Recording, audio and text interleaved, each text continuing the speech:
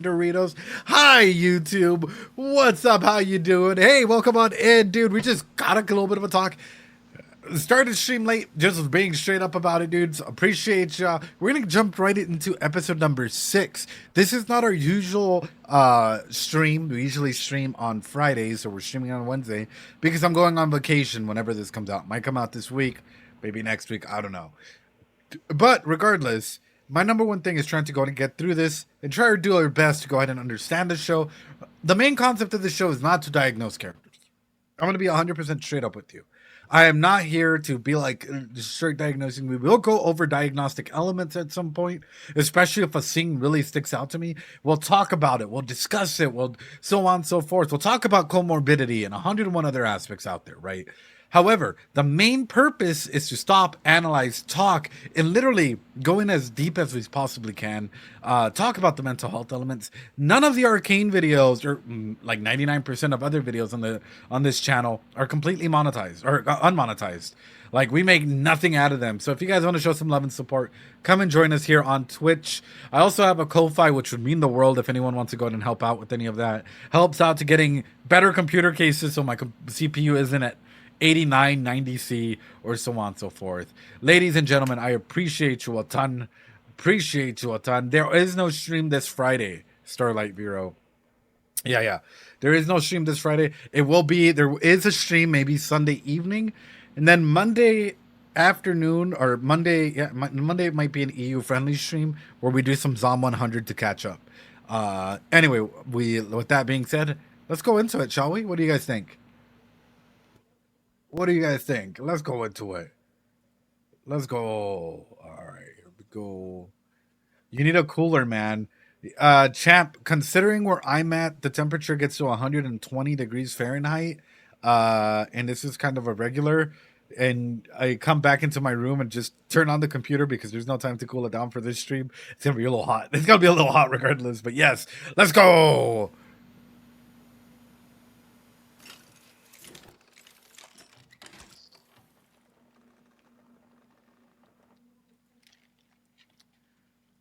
Also, real quick, apologies. I know I've overanalyzed the fuck out of this, and you guys have been stating time and time again. Hold on. Time and time again that this has nothing to do with the show. This is just Netflix going in there and being like, we're distributing this.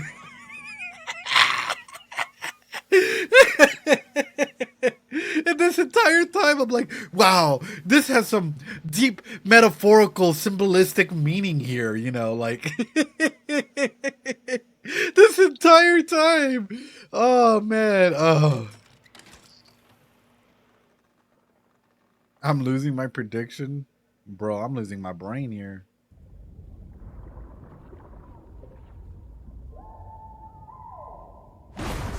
Ooh. Is that really safe?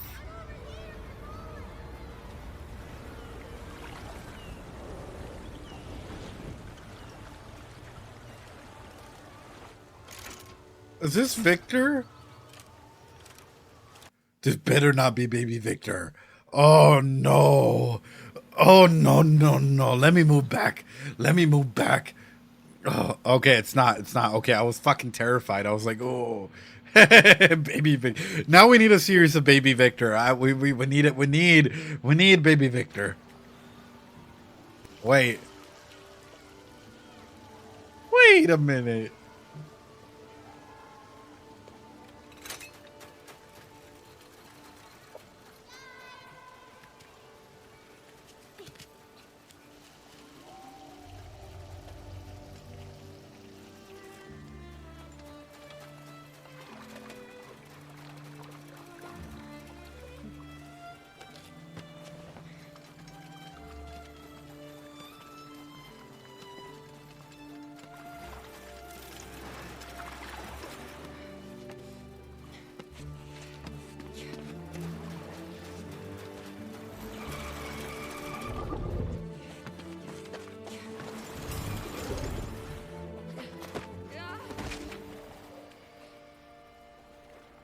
Ooh.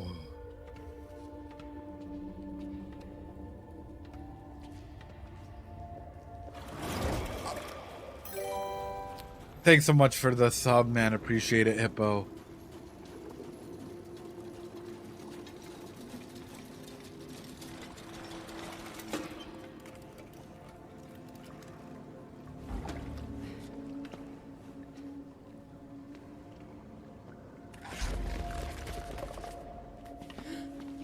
What the fuck? Don't be afraid. You built this. Hey, yo, wait. Keep playing with the others.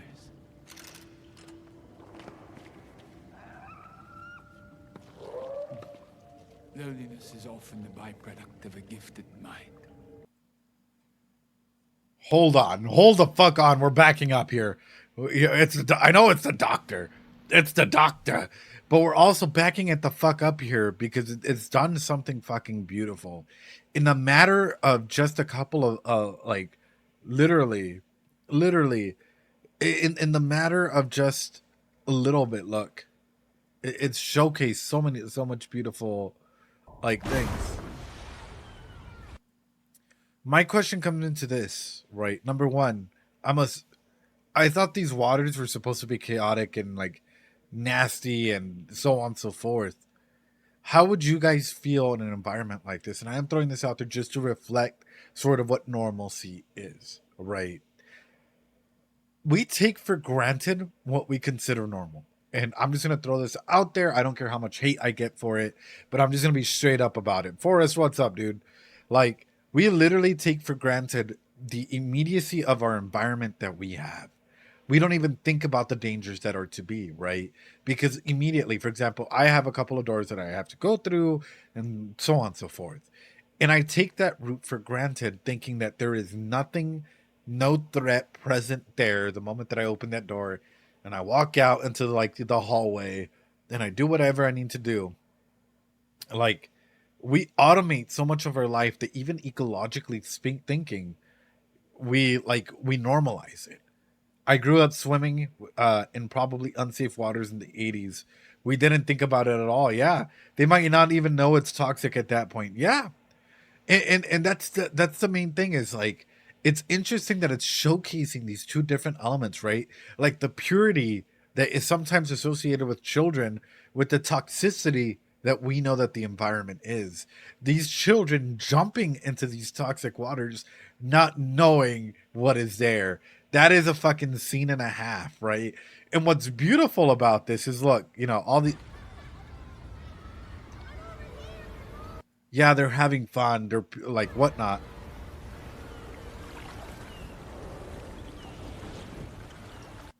He's the one kid in this opening scene that is not touching the, like, if we're gonna go into that, the toxicity of the water. He's building tools to quite, or like trinkets to float along the water, but he himself is not like, trying to actively go in there deep and like do a cannonball or swimming in it. This is, and of course, it might be because of whatever. But the reason why I'm finding this interesting is because who is he as a character grown up, right? How does he react to all the corruption and the other things that are happening in the environment?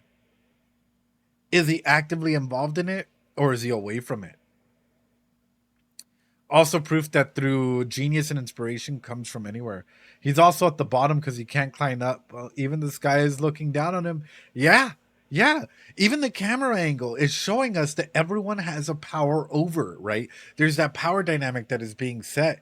This is why, like, for me, I'm finding this like absolutely fucking brilliant camera work. Um, we're, but he's still in the light. Yeah, where we're seeing this, and it's true. If you were the smart kid, we'll put it this way: if you are the awkward kid in high school, if you were the smart kid, if you were the weird one, so on and so forth, oftentimes people get isolated, right, and left to our own devices at times. Oftentimes, people can, I'm gonna be straight up about it, use you and then throw you away when they're done with you. People could probably come in and be like, wow, I've had this happen to me. Not because I will never say I'm an empath. I hate when people say this, but like I try to be there for my friends, right? In an empathetic nature. I try to be there and help them out. There's a lot of times where I've had a lot of close friends that like literally they come, they Get my advice. They feel better. They never contact me again until they have a pitfall.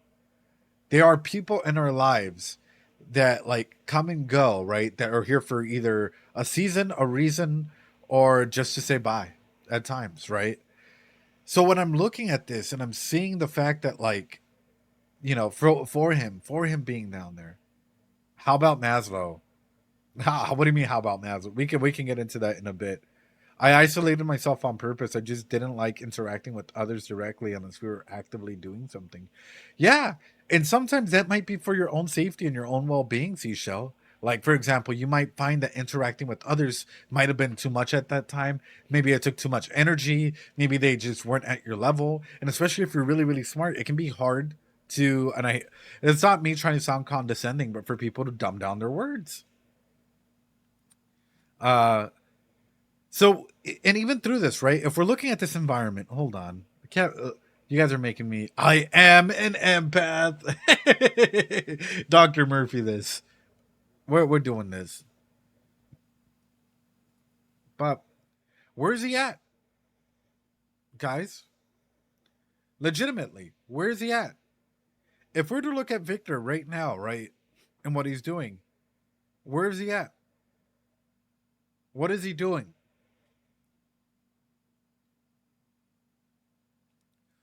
To tell people empathy is a bad. It usually is. Maybe red or cyan. Bottom. How's he building self esteem? I'm kind of curious. He's at the top, and no, actually, beautiful. Cess, dude, dude, yes, Cess T, yes. Yeah, need to get some WD-40 on this boom mic. Yes, you can be in multiple areas of the triangle at once, right? So remember, you don't have to have every single need met for you to be at a place in this triangle. So for himself, he is being creative. He's being all of this. He might be up here at times. However, do we see him with any friends? At least that we know of that he's actively like playing with.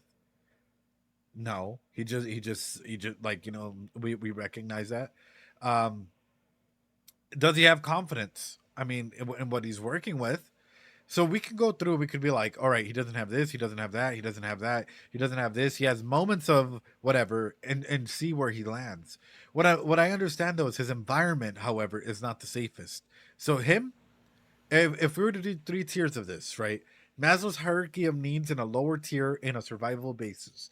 Maslow's hierarchy of needs in an intermediate tier, which is like above where your ecology is literally trying to kill you. And then we go into another one, which is when you're thriving. Where is he right now in the lowest tier possible?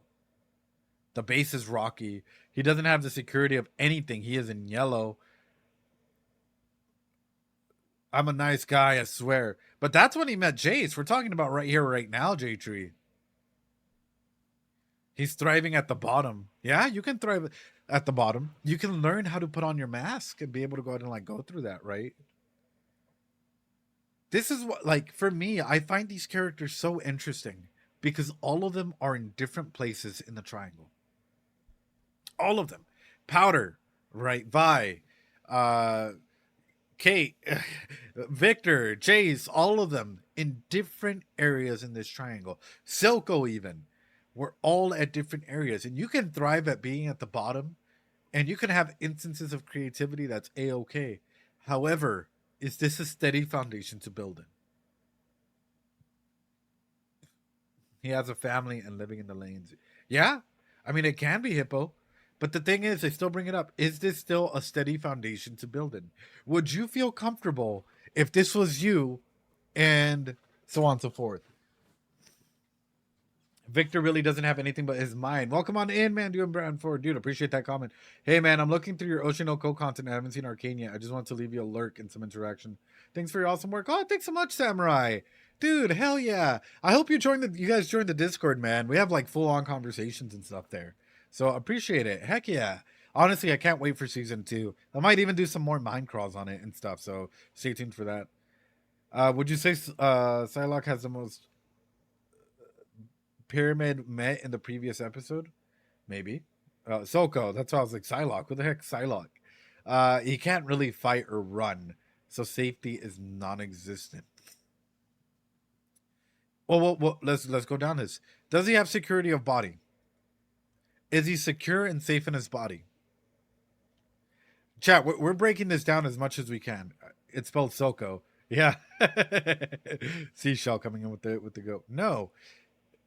Does he have any form of employment or monetary income to keep him safe? I don't really see it. Does he have a family?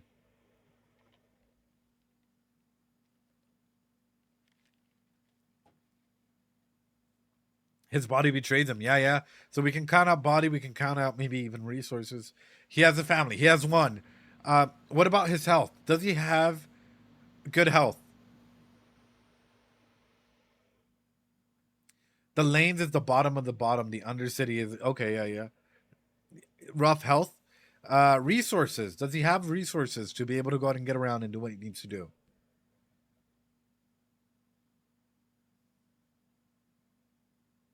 What do you guys think? Does he have the appropriate resources? No. So immediately, as we're going through this, we've already eliminated more than half of what should be in safety. He is struggling in safety, so he is in between these two. He is in between physiological and safety needs. However, he does hit moments of creativity. Some he can build a toy. Yeah, he can build a toy. Maybe the cane. He barely scrapes by. Also, you probably built the boat from all the scrap dumped the materials down there.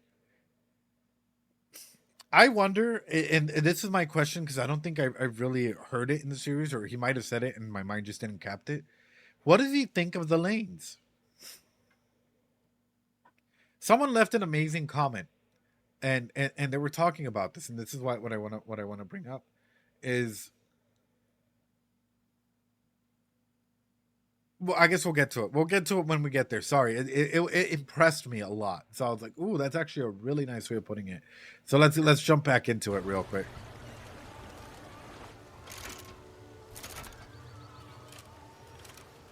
Masters ask, "Why do sometimes people try to focus on higher areas of the pyramid while the base is the most in danger?" Masters, have you ever heard of what do we call it? Like sunken cost fallacy, where it's like when you go to a casino and you spend $100 or $200, and you're like, I swear I'm gonna hit the jackpot. I swear, and it's like, dude, like the rest of your money that you have is for food throughout the month. But I swear, I gotta put it in, man. I got like I gotta go out and do certain things. Sometimes we lie to ourselves. We are sometimes the biggest liars to ourselves to try and keep ourselves sane, to try and give ourselves an aspect of hope, to try and give ourselves the opportunity to go ahead and like live and breathe and so on and so forth. 90% of gamblers quit right before winning big. So that's an aspect that like, a lot of people will shoot high up above and be like, this is the mask that I want to wear, but their foundation is all shaking and crumbling because for them that mask means everything. That mask is their identity. And without that mask, you're seeing the real them. And you might not like the real them. Is it the canon? Wait, canon? Anyway, tricks us into thinking we're out doing self actual. It does. It really does. There's a whole study on like gambling and all of that.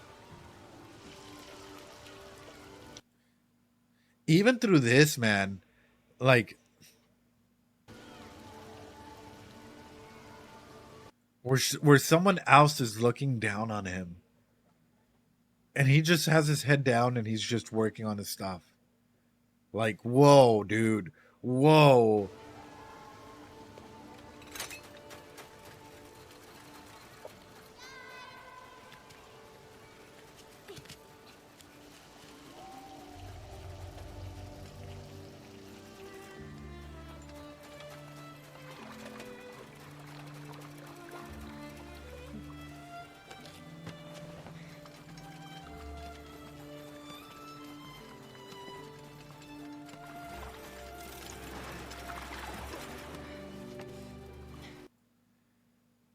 Okay, guys, remind me of all the techs that we have. We have hex tech, right? Didn't his blood get into the hex or whatever? So is that like blood tech? I guess. And then what else do we have? The weird chemicals that are like that Silco injects into his eye or whatever. Hex core. Arcane? What? Chemtech? Yeah. There we go. So it's interesting. Shimmer. So it's interesting, right? Chemtech, Himmelmancy, Hextech, Bloodtech. I'm just calling it Bloodtech, dude. I'm just gonna be straight up with you, just because everything ends in tech. But specifically when going through this, the reason why I'm bringing this up is if this does go into this like realizational moments like this, what does it mean for the different aspects like sociologically that are in this environment, in this world, where Hextech has been the push for essentially the upper class, and literally Chemtech has been like the lower classes push for it.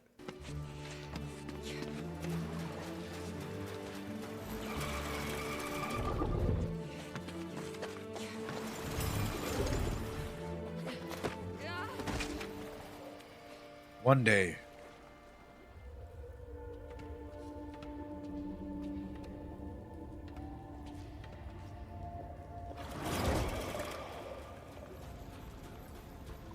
That's what I've been asking creatively.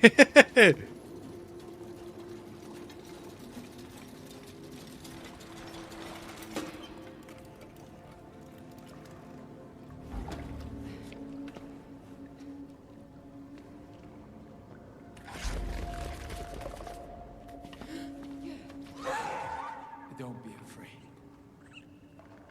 You built this. Why aren't you playing with the others?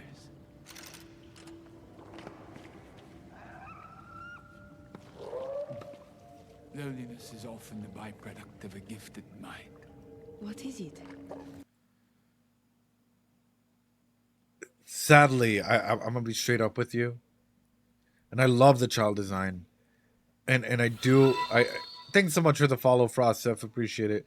I do want to talk about this, which is how many of you have been lonely in that matter. Too relatable when they ask you why you got no friends. Yeah, no, absolutely. I am right now. Oh, agree, dude. I am. Yeah. I'll be honest. There are a lot of moments sometimes where I've felt in the past lonely. I felt like, I felt in the past as though like, you can be like, yeah, you might be in a party surrounded by everyone and you might still feel alone. You might feel like you are the only person there because everyone else is engaging in a different manner. I am alone, but I don't feel. Yeah, well, I mean, I do like how Singe noticed his crippled leg and didn't outright point it out, but it answered his own question he asked. Yeah, he wasn't totally mean about it. I am alone, but do not feel lonely. Okay, well that's good, But this is why I'm asking it over that, which is like sometimes you can have one friend, and that one friend makes you feel as though you are with the whole crowd of people, and you can have the time of your life. Other times you can have 100 friends around you, and you still feel like none of them truly know you, or none of them are truly there for you. And so the sensation of loneliness comes and sways, and sometimes times takes people away. But at the end of the day, what are you gonna do to go ahead and make sure that like you are okay? That everything goes smoothly for you and that you can be alone and deal with that loneliness. I felt lonely when I had 10 friends. I don't feel lonely but lonesome. Does that make sense? I am alone but do not feel lonely. I'm gonna share a story with y'all. I like sharing this story because I think it's important, right? Yeah, and sometimes you just have one best friend. That's all you need. Let me blow my nose real quick though, before I get started. I feel all like gangly. Give me 1 second.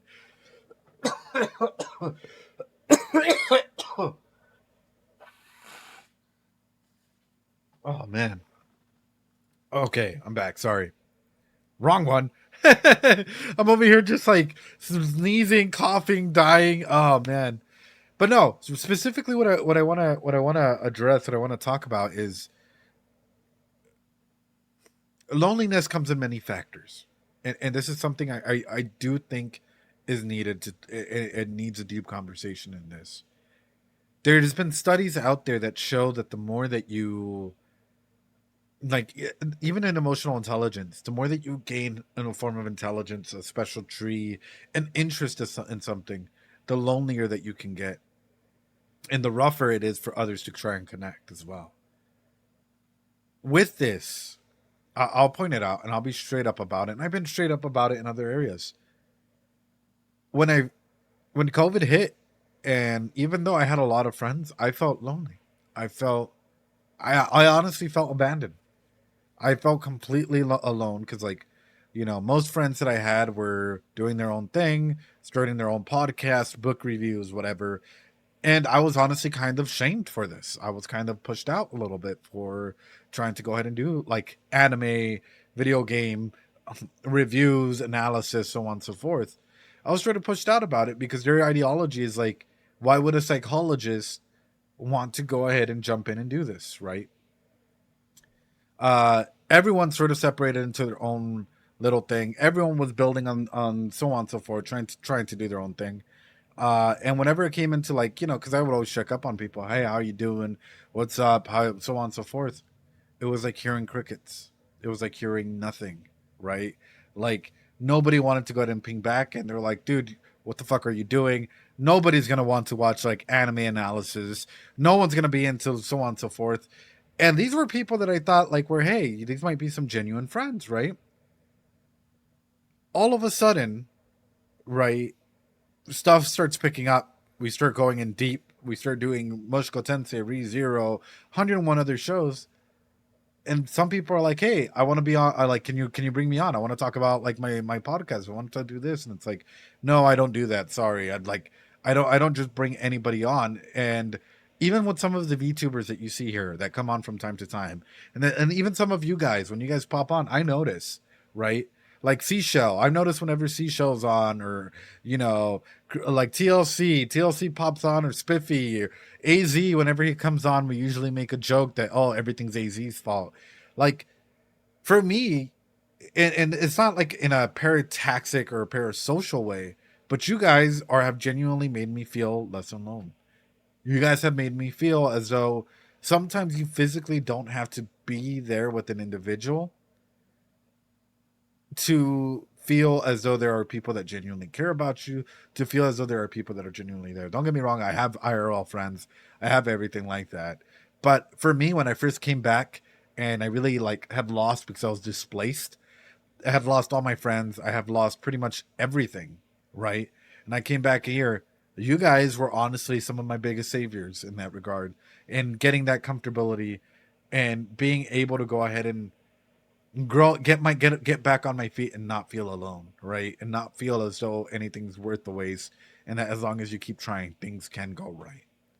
So this is why I pointed out, yes, we poke fun at each other, yes, so on and so forth, but this is a safe environment so that you don't have to feel alone, so that you can come in here and have a conversation, so that even if it's just you're having a really bad time and you just need this community just for that little bit, and you grow and you evolve past the community, that's a-okay. But just know that this community will always stay a safe place for people to come in and talk, for people to be open about their experiences, for people to come and show their love for Arcane and every other series out there.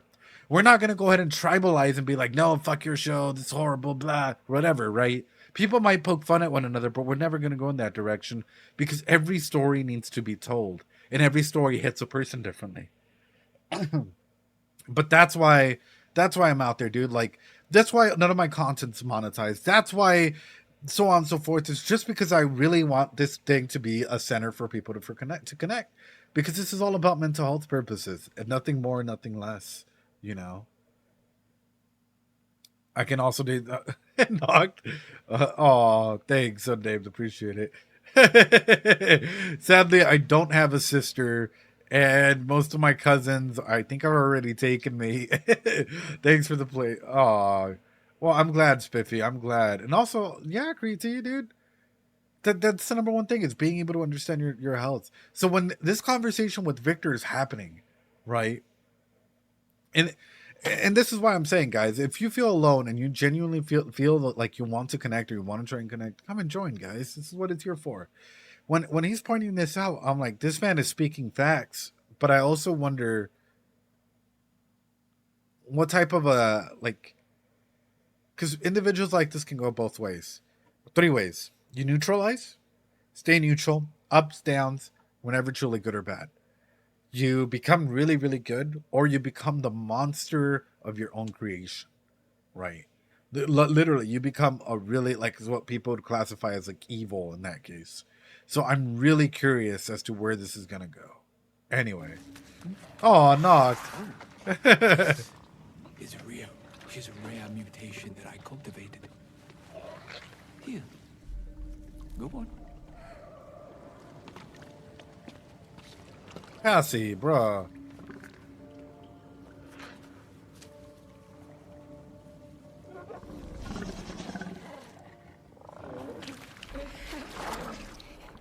Hey, yo. She's died. Oh. It's tempting to prevent that. The mutation must survive. Can I help? You want to assist me? Very well.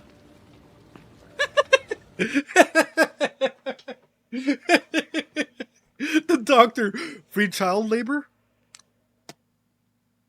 Here we go. It's free real estate. He voluntold himself. Damn, I could use 2 extra hats. Oh, that's so good. Yeah, AssistNet. It's free labor. But that's why, like, I'm so curious, because in one aspect, of course, you can develop the curiosity out of others. But at the same time, remember, we as adults, or, especially if you're over 18, you're technically already considered an adult. Your actions carry a lot of weight for the the younglings. We can be loners together. Oh, that was actually kind of empathetic, but oh.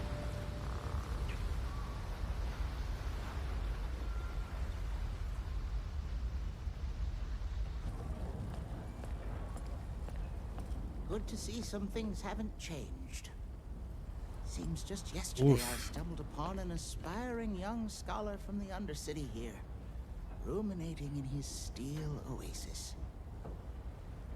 I heard your prognosis. I'm terribly sorry, my boy. Do you contemplate death, Professor?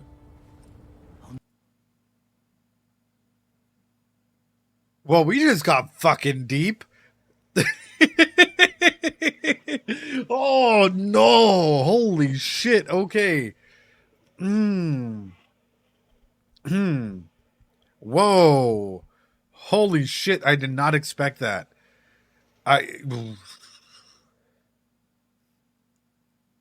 So first off, I have a couple questions to get into, right?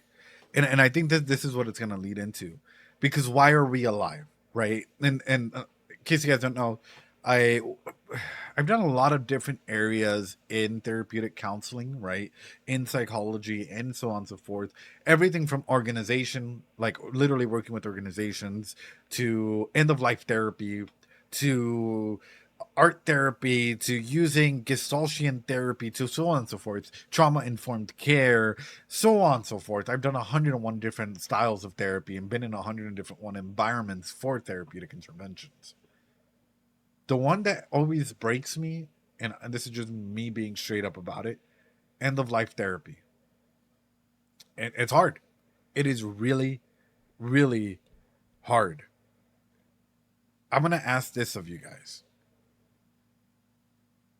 How do you want to be remembered? And I know it's a deep question to go into. How do you want to be remembered? Even for your own legacy, right?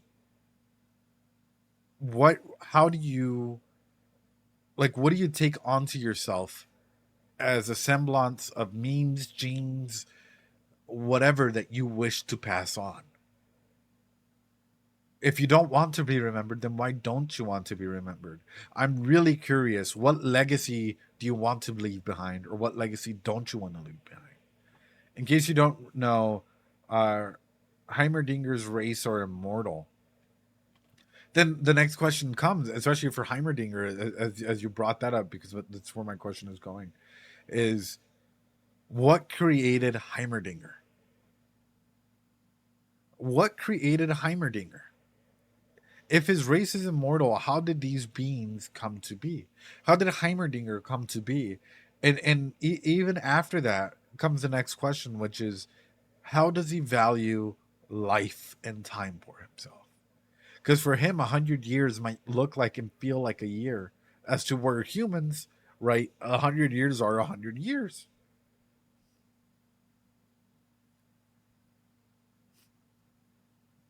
After I'm dead, it's no longer my problem. So shrug.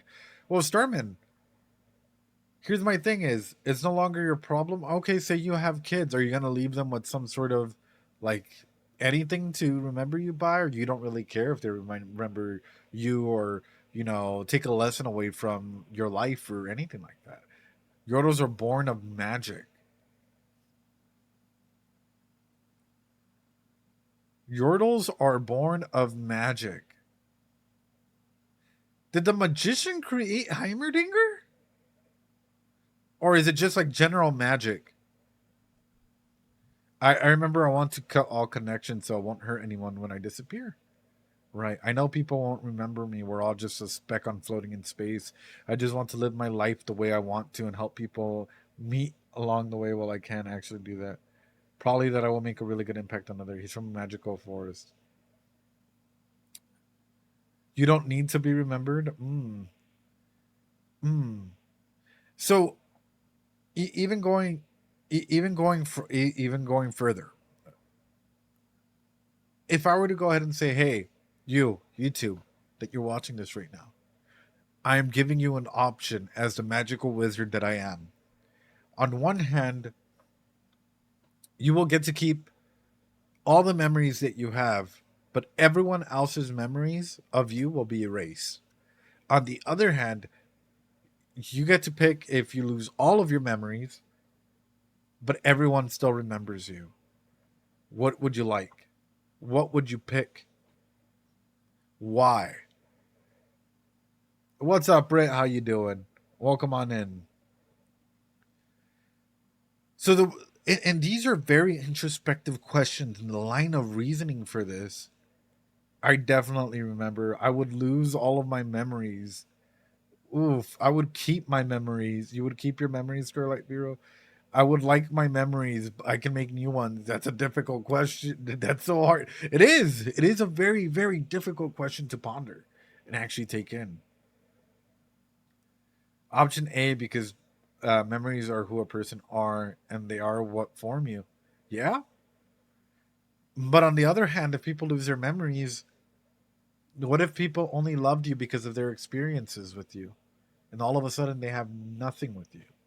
What if the love of your life, your partner or whatever, that you spent years as friends with before confessing or whatever, right, forgets who you are? And you, zero. You might know everything about them, what they like, what they dislike, but they're like, I don't know you.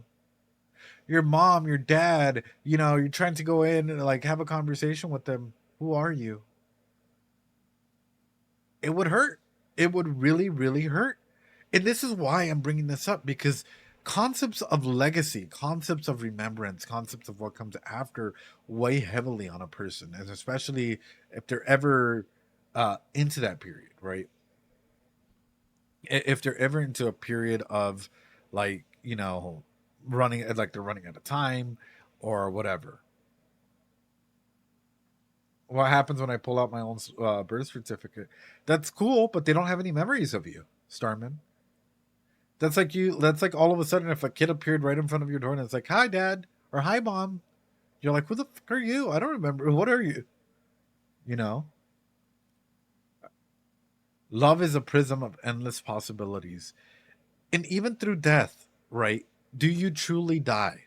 And this is the aspect that I'm sort of reaching at, right? Because even to today, right? And I hate to put it this way, but congratulations, everyone in here. Will you truly die? I mean, physically, yes, but metadatically, probably not. Metadatically, uh, Seashell, J Tree Masters, CMW, so on and so forth. Your guys' comments, your what people perceive as your personality, even in the YouTube comment section right now, will probably always be there as a case study into humanity at this early point in time. At this early point in time in internet's history. This will serve as impacts and ways for people to look back and wonder, why are we discussing certain things the way that we are, right? So this is why I'm throwing this out there, right? And even through his own work, for Victor's own work, Victor might pass away, right? But would his own work disappear and take away the legacy? Would Jace take that legacy for himself and run with it? Or even further, can you truly cheat death even through that? And if you die, if you are killed, or do you truly die? Sorry, these sound like nonsensical questions. I'm sorry, I apologize. But realistically speaking, they're so, like, fundamentally important questions to answer and ask. And this show just threw it out there 4 minutes in into talking about the concepts of death, talking about what this means, talking about so on and so forth, to make an impact. No, thank you guys for being here, Seashell. You guys are the ones that make an impact, dude. It's why Victor doesn't consider Hextech his own legacy. It doesn't help the Undercity. Right. Heim only sees the past, and it's never expanding. He doesn't see things like others. He only sees the mistakes of the past the future could make. He must live a very stress-filled life. But I mean, only seeing the mistakes, that's like negative filtering, which is a cognitive distortion, as if you're not able to go ahead and at least see some of the positives, right? Dude, servers close and information gets deleted. One day YouTube will die as well, like Coco Second Death. Well, J-Tree, even through that, we have the Wayback Machine, and we have other areas where, guess what? We preserve aspects of videos. We literally preserve aspects of videos, aspects of content, of video games, of so on and so forth, to literally time lock it in ways to literally keep that metadata alive, right? So even if like YouTube servers were to close, I bet you anything that there would be like a Wayback Machine where you can go back and check out videos and or whatever, because this can now serve as an expanded collection of human knowledge for this period of time, which is, unless the internet gets completely wiped, but that's another situation. The first and the second death thing, right? One truly dead when no one remembers you anymore. Yeah, I don't mind if nobody remembers me. Also, what's up, pilot in command? As long as the ripple in my life makes an everlasting change. Would it be better? Yeah, I mean, honestly, if you have enough of an impact to make a ripple and change people around you, I think that's huge. Would it be better for someone to be considered infamous, or for people to just forget about you altogether? Some people would prefer to be infamous. Yeah. Humans beekeeping things. Yep. 87% of video games are no longer preserved. No ad. Why is there an ad? Someone needs to go and make checkpoints for each and every. Appreciate it. Heimerdinger's view of the passage of time differently with no sense of logic. Guys, give me a Dorito whenever you guys come back. I'm just gonna be talking about this as we start coming back. But the reason why. Oh, thanks so much, Redeems. The reason why like it's important to talk about this is like even for this aspect, right? Which is. I'm gonna say this, and I might get heat from it, and that's okay. I will take it on the chin. Are you gonna be the one that breaks your generational cycle of trauma? Are you gonna be the one that starts breaking the chain of generational cycles of trauma? Or are you just gonna pass it on to another generation? And I truly mean this as a big self-reflectionary moment. Right. And even if you're like, I don't have kids, well, if you have siblings and they have kids and they're not breaking that chain for themselves and they're witnessing that. They're picking up aspects. Oof. Can't perpetuate generational trauma if you don't perpetuate a generation. Right. No, but like even if you don't, if you have siblings and your siblings have kids or so on and so forth, like, and you see the cycle continuing, are you okay with that? How would I recognize I am perpetuating that though? Simple. Are you literally following the same pattern of recognition? The reason why I say this is I've had a lot of clients, especially like, I'll share a story.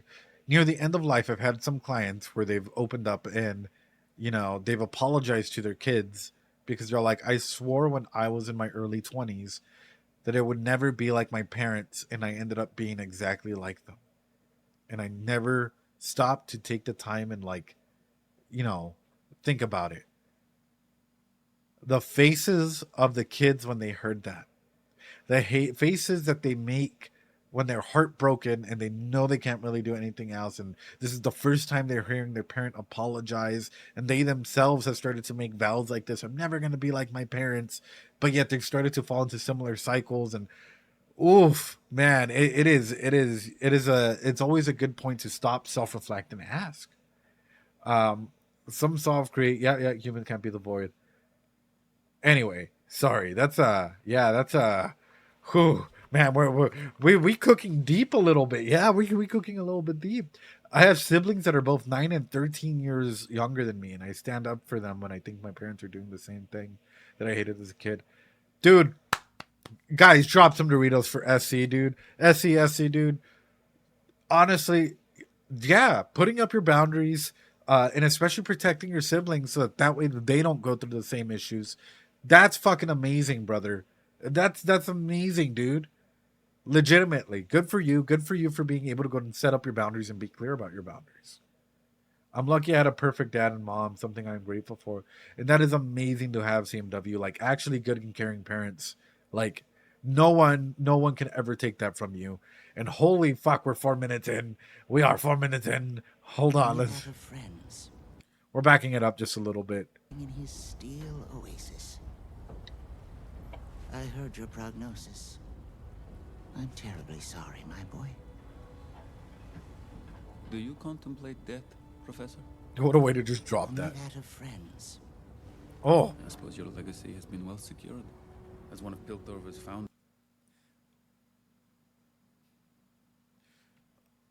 I am not a wizard.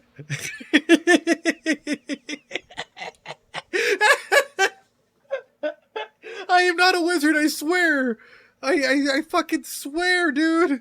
Like, literally. We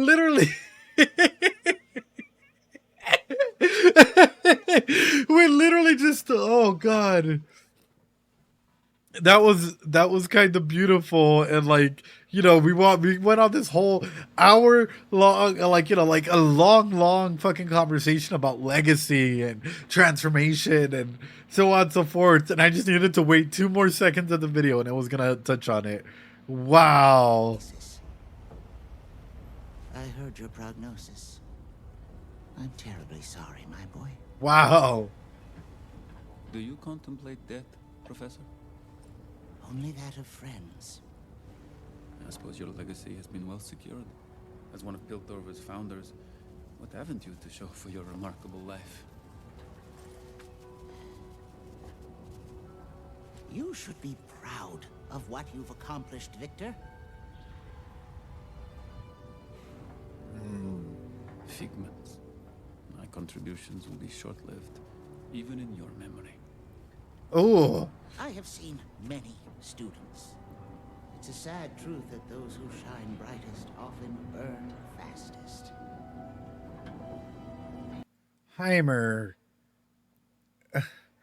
Heimerdinger. Heimer ding dong ding, brother. Ha. Heimer dongs, bro. What the fuck? Yeah, that's.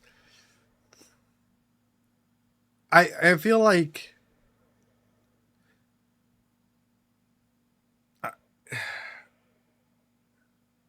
And this is. Yeah. Heimerdinger is trying to go ahead and empathize, right? He is trying to be empathetic. No one else, and this kind of fucks me up a little bit, right? Which is he's over here in his little like area, right? Which kind of looks like a whole like a light bulb keyhole type mentality that we see here. And the person that comes through, I read that is Heimerdinger. And he's being here. And yeah, he's being very real. Yeah, he's being a little direct, right? In terms of like, not necessarily being overly empathetic, but at least being honest about what he thinks, right? If Arcane is something, it is a damn or it is. It really is. But he's being very honest about and direct about what he feels, right? About what he thinks. And I can respect that. I can legitimately respect that. Someone that could genuinely talk to you without putting on a mask and is direct, you know, and, you know, it knows that, like, for example, Victor would probably read through that. Like, if he tried to put on a mask, Victor could see through that. However, I'm going to throw this out there. Heimerdinger is here, and Jace is not. Heimerdinger, like, Jace was there earlier, you know, like, you know, when stuff happened. He got out of lovemaking to rush over to his side. But Heimerdinger is here in this moment of introspection, and Jace is not. I wonder if this is a metamorphosis that we're about to see. When Victor was introduced to Jace, we had a very interesting concept of self-growth and learning and so on and so forth.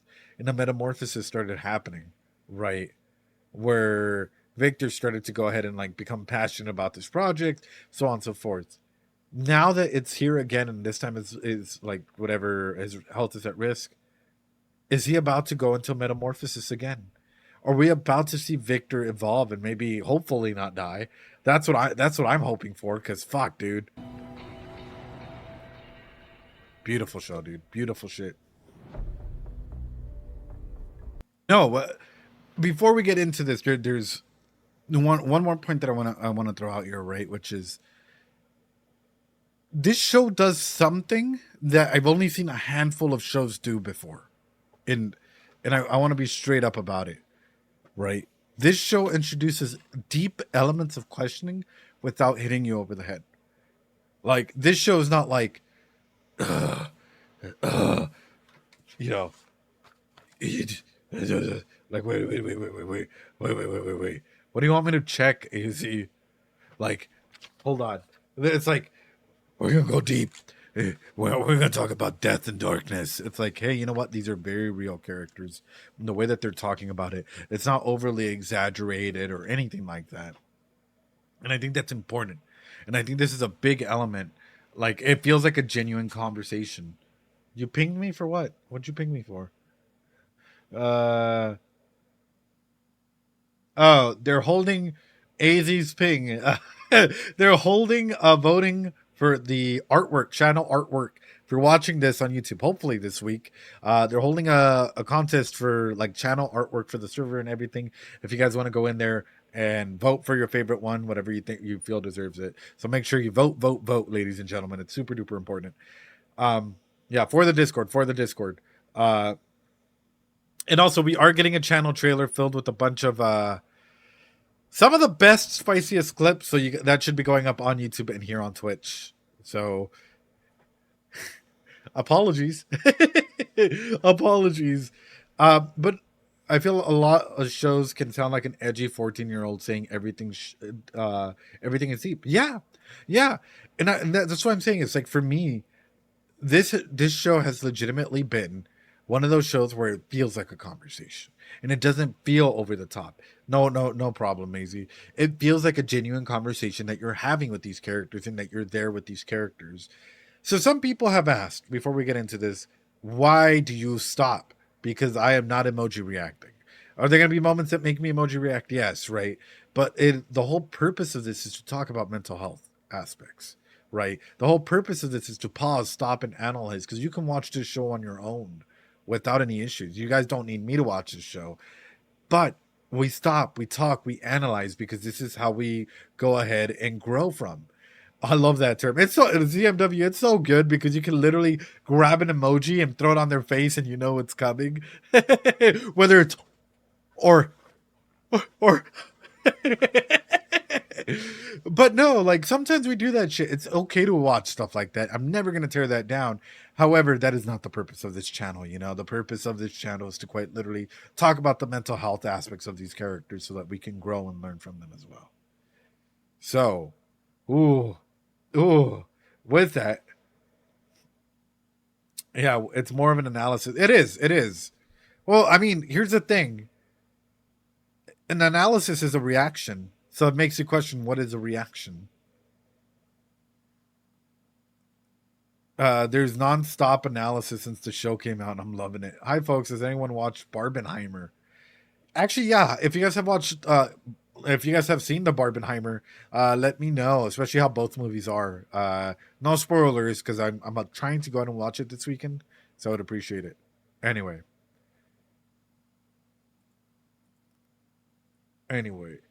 I saw both. Yes, it's good. Oh shit. Just found out your channel yesterday and have binged all of your Arcane videos. Let's go. Dude, I appreciate that. I genuinely appreciate that a ton. For all of you guys that have watched Arcane or any of the other videos, guys, it means the world to me.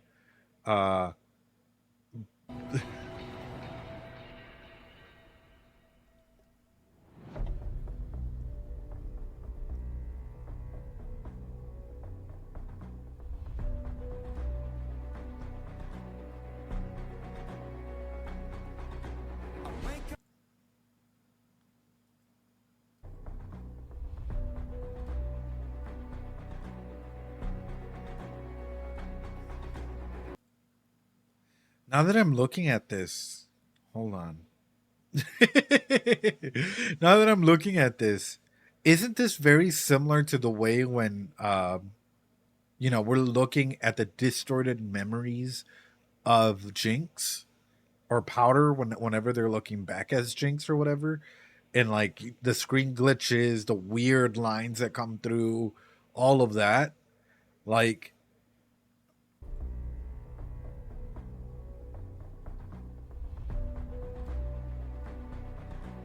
And it's interesting how the first glitch happens when, like, beforehand, right?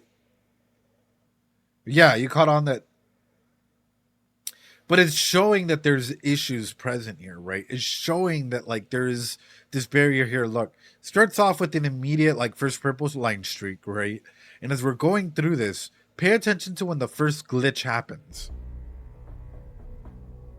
Right? We can call that a glitch, but let's go ahead and go past this.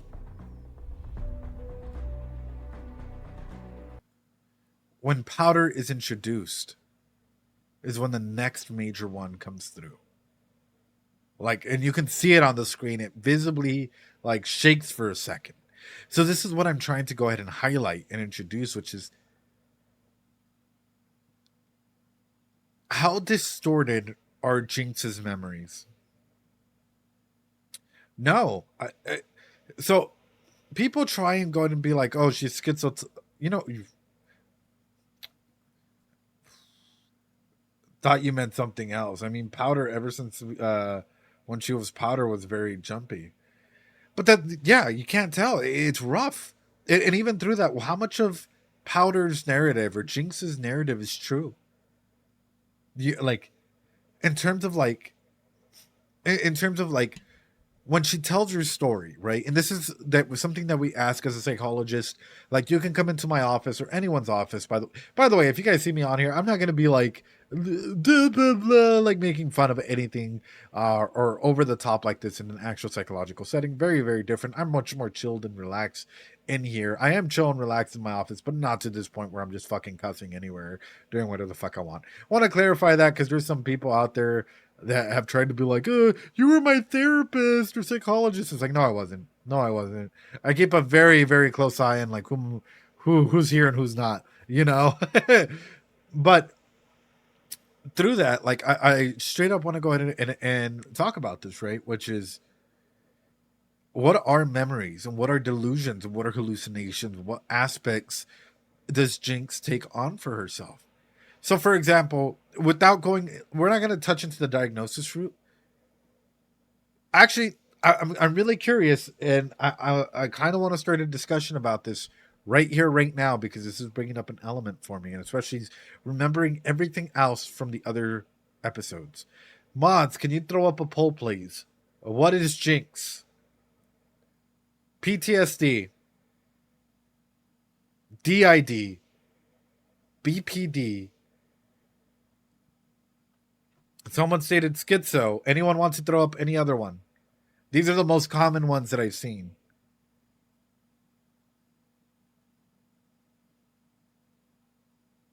Or D, all of the above. There you go. Mods, if you guys can throw up that poll, that would be wonderful. Because my aspect is, from what we've seen from Jinx, I'll wait until the poll happens. I'll wait and I'll explain my thought process. So you guys get, we're not diagnosing any characters. We're just talking about it. We're talking about it in an open sense. So that way we're able to go ahead and be honest and realistic about what mental health looks like. Because people like to go ahead and categorize us like this, right? For example, people like to say, you are this, and this is what you are. And it's like, no. They are still a person first. They're a person that deals with this. This might be depression. This might be BPD, dissociative identity disorder, PTSD, whatever you want to go ahead and name it, but they are the person first. And it is extremely important to go ahead and talk about all of that, right? Oh. Break COS. Oof. So, what do you guys think? I'm super curious about it. ADC is perfect. What roles would comorbidity play in this? Well, that's exactly what I'm trying to touch on, because a lot of people, you know, for example, I've been talking about how I'm seeing Jinx present heavily with DID, right, and very very openly about it, which is like in terms of Jinx and Powder and the way that memories are going through with it, and the way that like some amnesiac barriers can come through and triggers, and you know, so on and so forth. But you know what? Fuck it. We're doing this live. This opening just triggered this for me. You fuck it.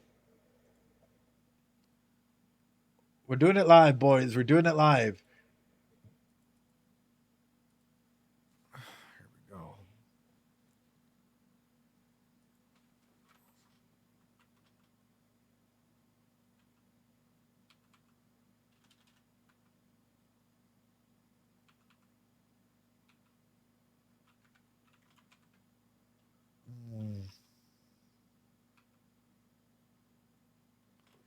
Hold on. Where's it at? Ba, ba, ba, ba. Sorry if you guys heard that. Bling. All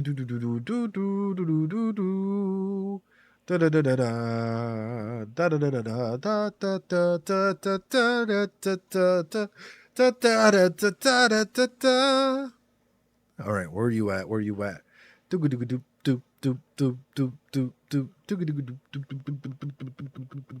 I know it's like 528. I think it was 528. I think so.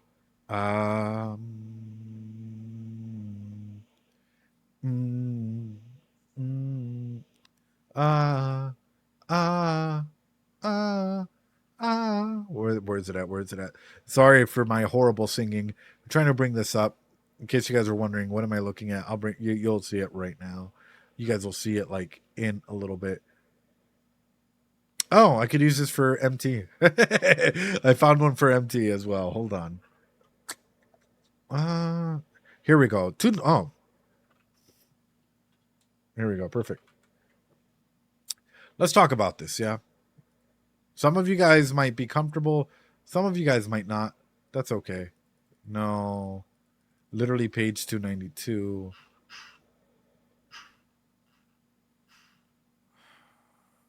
$184, 200, 211, nay.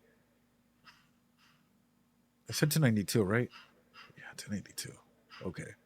La, la, la, la, la. Da-ga-da-da-da. I know you guys are like, what the fuck is he doing? Just trust the process. That's all I gotta say is, here we go. Perfect. Bang. This is the DSM-5, the Diagnostic and Statistical Manual for Diagnosing. And in psychology. Let's take a look at this, right? Almost automatically talks about dissociative disorders are characterized by disruption or discontinuity in normal integration of consciousness, memory, identity, emotion, perception, body representation, motor control, and behavior. Potentially disrupt areas of psychological functioning, so on and so forth, right? So we're going to go directly into the diagnosing criteria. Disruption of identity characterized by two or more distinct personality states. Notice it says states, not alters, i.e., I can have a state of happiness and whatever and another state of sadness. Very different things to go ahead and throw in here, where a lot of individuals like to go ahead and think that it's immediately an alter, it's immediately something fronting when it can be two different personality states. So, which can be described in some cultures as an experience of possession, disruption in identity, invoked, marked in sense of self-agency, accompanied by related in effect in behavior, consciousness, memory, perception, cognition. Okay, yeah, we've seen this. Reoccurrent gaps and recall events triggering information, important personal information, traumatic events that are consistent with ordinary forgetting. Okay, we've seen what triggering events have done to her. The symptoms cause clinical significant distress or impairment in social, occupational, or other areas of functioning. Well, there we go. We're trying to rule out. We're trying to rule out, boys. The disturbance is not a normal part of broadly accepted culture or religion. I mean, it's not.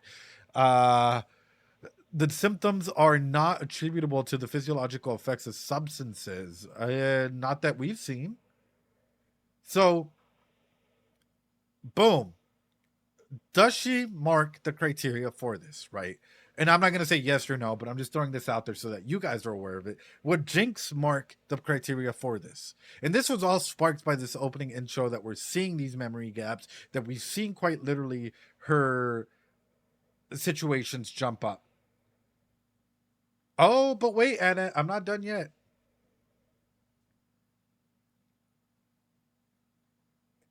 Problems with recall can include memory, i.e., how do you bring your memory forward? Is it a clean sheet or is it altered, Starlight? Are you altering your memory, your mnemonic events, essentially? So let's go even further down, right? Because a lot of people are like, wait, what do you mean by this? So two or more distinct personality states. Let's go all the way down. We're trying to go ahead and find. Here we go. And I want to make this 100% true. Individuals with DID typically present with comorbidity of depression, anxiety, substance abuse, or another common symptom. Do you guys want to know what that other common symptom is? Actually, it's a very common diagnosis for DID. Take a guess, and I swear you guys might be right. I swear you guys might be right, and you guys might be like, what are you talking about?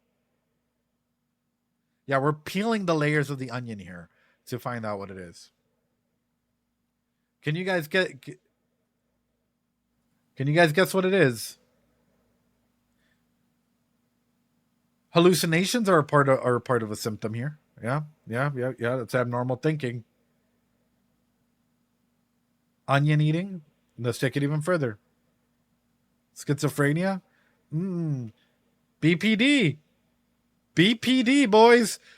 DID and BPD are comorbid to one another. PTSD, we can share that as the umbrella of trauma, and then quite literally put a comorbidity of BPD and DID with the amount of trauma that she's gone through. In case you guys are wondering, let me go ahead and throw this in here, right? Where's this at? Here we go. Dissociative identity. Still the same one. Let me showcase this. Here we go. Still the same one. Look, dissociative identity disorder. We're coming all the way down into, where is it at? Differential diagnosis, right? Bipolar disorder. Individuals with dissociative identity disorder are often misdiagnosed with bipolar disorder. They rapidly shifts. However, where is it at? PTSD. Here we go. So these are differential diagnoses for this. But in this dissociative identity disorder, elevated or depressed mood may be displayed in conjunction over these identities. And also, who the heck is this? Why is it showcasing that? So, let me pull this up so you guys are able to go and see the other one.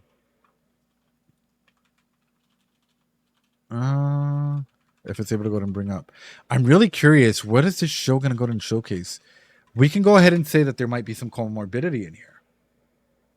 Wait, I thought it was borderline, not bipolar. Well, we're getting into that. This is the differential diagnosis that we can get into. Hold on. Bop, bop, bop. Oh, here we go. Comorbidity. Ba, ba, ba. It's the same one? Making sure. No. God dang it, dude. This is what I hate about doing it, like not having the big text in front of me and using one of these. It's a little difficult to navigate. Here we go. All the way down. Okay. Yeah. Comorbidity is overall treatment-made responses. PTSD-C is a very common one. Personality disorders. Here we go. I'll showcase it. You guys are aware of it. Comorbidity. Same one. With the comorbid disorder, if not assessed and treated specifically with limited overall treatment, we're looking at this. Individuals with dissociative identity disorder usually exhibit a large number of comorbid disorders. In particular, most develop PTSD, otherwise known as PTSD-C now in the DSM-5R. Other disorders that are highly comorbid with dissociative identity disorder include depressive disorders, trauma, and stress-related disorders, personality disorders, especially avoidant and borderline personality disorders. So, there you guys go. This is the DSM-5 in case you guys are wondering. Is it really the same one? Yes, it is. It is. It's just a lot of text that we have to get into. The comorbidity rate is there, ladies and gentlemen. So it is a comorbidity between PTSD-C, bipolar, and DID, ladies and gentlemen. So now, when you guys have the opportunity to go ahead and talk about, when you guys have the opportunity to go ahead and talk about this with others, you guys can say, like, it's not a diagnosis. Like, hey, did you know that there is a comorbidity between these three factors? So they can have influences of this, and this, and it's a-okay. Does that help you go ahead and, oh God, Masters, does that go ahead and make you like understand the character a little bit more? I mean, for the most part, after what they've shown like previously, it's a pretty standard aspect there. But maybe if anything major changes, we'll see. But if not, if everything stays the same, and even if they just adopt one single persona, otherwise known as like, I am Powder, I am Jinx, I am whatever, we can go into that. But nonetheless, it is still an altering, possession like thing that it mentioned in there. So it would still fit the criteria. So, oof. Anyway, with that being said, let's go.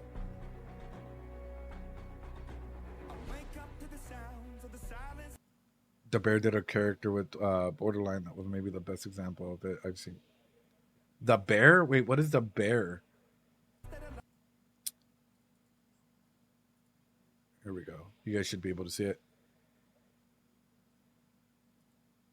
I wake up to the sounds of the silence that allows for my mind to run around with my ear up to the ground. I'm searching to behold the stories that I told when my back is to the world that was smiling when I turned.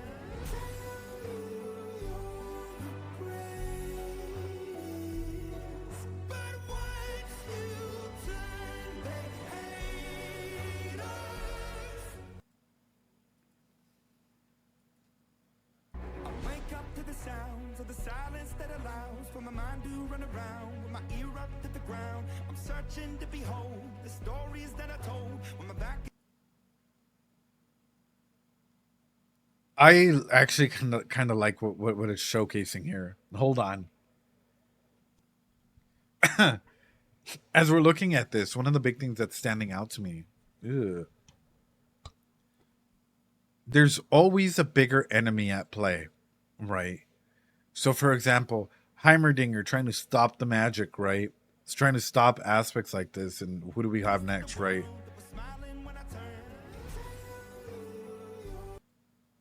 The council. So there's always a layer up. We have these university students. We have people from the lanes. We had Jace. We then had Victor, who was an assistant. Then Heimer. And then we had the council, right? Like the way that this is escalating up in terms of like, not even just power dynamics, but how things and then Vander and Silco behind them. Like, It's wild. It is so beautifully done that I think like if we hadn't done all the previous analysis, it wouldn't have capped it for me. But it's showcasing like even levels of enforcers and so on and so forth. Like how to go ahead talk more about the donger. Soko's eye being highlighted as well. Like it shows some amazing aspects of simply just growth and like literal threats, right? So this is well, I mean, let's take it even a step further. It's just realistic. Growth and length of the donger, big enough, big enough. So let's take it a step further. Is the the table, the quite literally the council aspect of this realistic? What do you guys think? I'm gonna say yeah. I'm gonna say yeah in the fact that you got your mind out of lanes. Yes, because there has been a lot of dumb wars, a lot of dumb things come out of essentially a couple of people making major decisions the same way it does for almost any nation or country. Doesn't matter if it's named the council, if it's named whatever you want to go ahead and name it. Like there are aspects thrown out there, right? We've gone to wars, we've done major crusades based on the name of like, one or two people. And aspects of control like this always happen. My question for you though is how much influence would you allow it to have in your life? Tell you you're the greatest is where they show, yeah, literally. So you think history, at least history told through the history books, is of the few individuals at the top? I mean, if we're looking, I don't want to get all political or nothing. That ain't my thing. But if we're looking at the way that some people tell history, you see that it's distorted in some fashion, right? Whether it's in this country or in another country or whatever, history is told in a very specific and nuanced ways. And sometimes people want to block out aspects of history, aspects of religion, or aspect of whatever.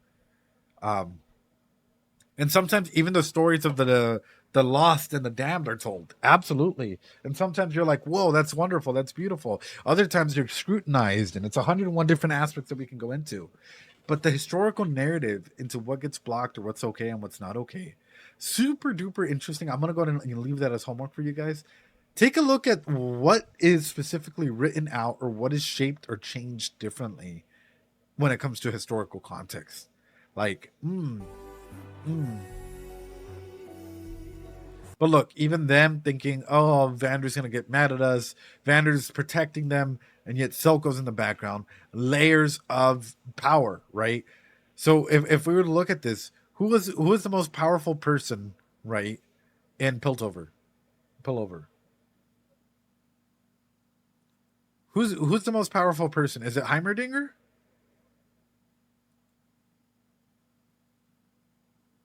Or is it the council? Yeah. In the lanes, right? Who's the most powerful person in the lanes?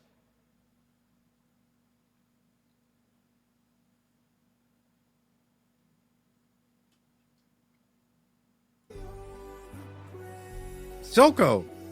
But the way that we were being told this story, it's quite literally the kids in Vander. We never saw the looming presence of Silco there until he made his appearance. Like, let's talk about that, man. Like, quite literally, it's going up into layers of power.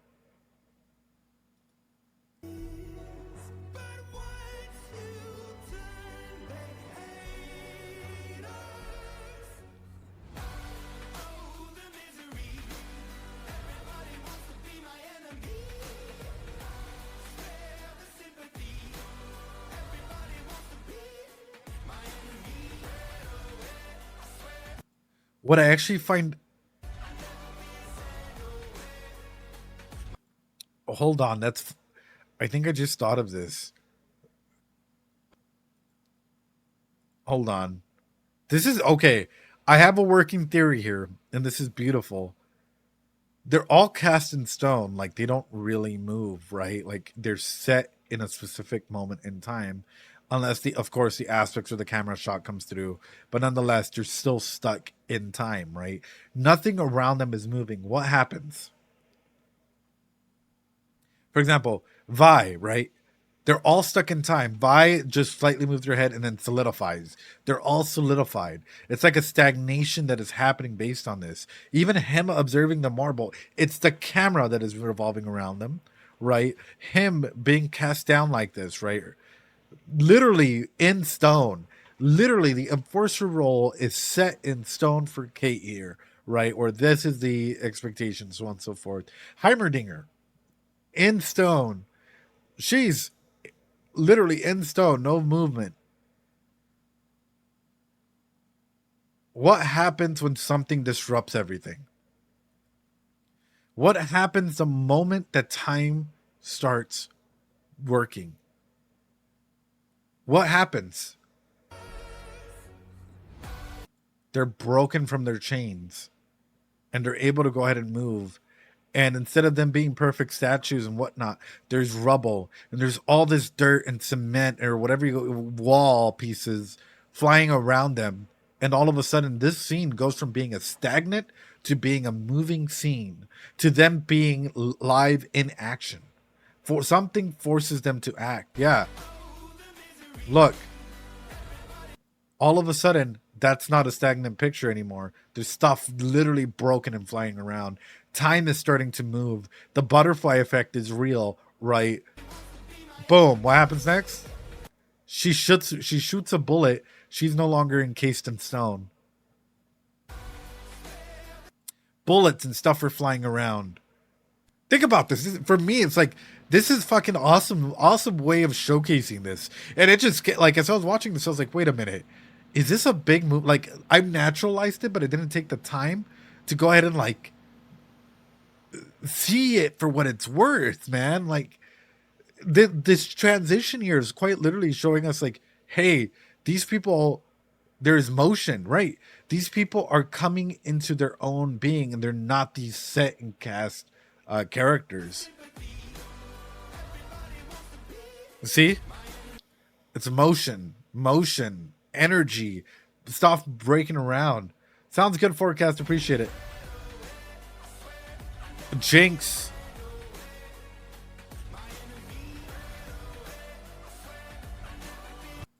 There's so many factors in this opening.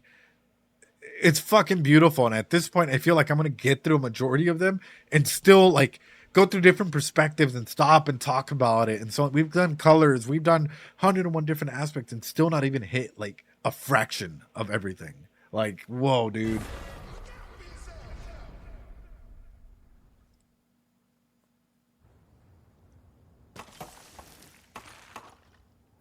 I just realized we're like close to 2 hours in, and we've only done 5 minutes of the show.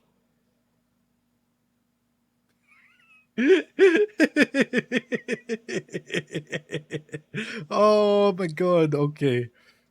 Oh, part 2? Certified end moment, dude.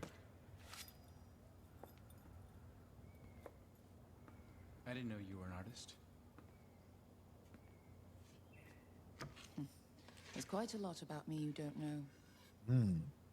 Listen, I'm sorry for disappearing last night. Duty calls. Bruh.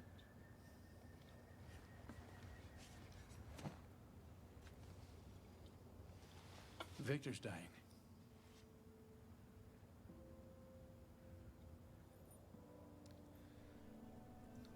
It has something to do with that. I love how real this moment is. I don't laugh because of the news. I love how real this moment is, right? She's literally there with the knife, right? Cling, cling. And like, you know, you can tell that, like, that get out of jail free card. Exactly. Bro just dropped the bomb of a lifetime on her.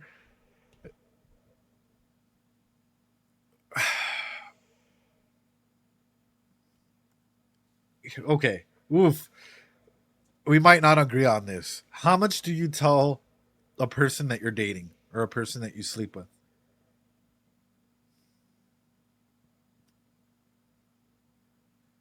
How much of your personal life do you open up to someone that you started sleeping with or started talking to or whatever? How much do you want them to know? Do you feel comfortable opening up in moments like this? I'm so curious because I'm like, you could have told her before he left. Yeah, quite a bit. There's a difference between knowing someone and then being with someone, right? Ditching after sleeping with them. Hey, my friend's dying. Sorry, I ding dong slipped. Like, ding dong dicked you. Sorry. Yeah, you probably ran out without thinking too much. Probably. I think this is definitely a conversation they need to have. I just found it interesting that, like, it is a tense moment. It is a very tense moment to come back into, and it's the first item that's being brought up, and it's a pretty tense item. For me, at least for Jace, this is establishing this character that, like, he's gonna just shoot straight, and if he shoots straight and he lands, awesome, right? But if he doesn't, and there's still a little bit of, like, culpability in there, it's oof. Last night. Duty calls. Also, I would be afraid of her with the yeah, I would be afraid of her holding that.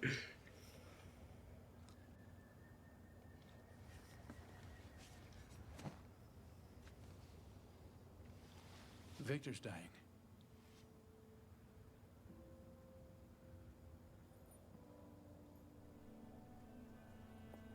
I think it has something to do with gases in the fissures where he grew up. Exactly the sort of thing we wanted to fix with Hextech.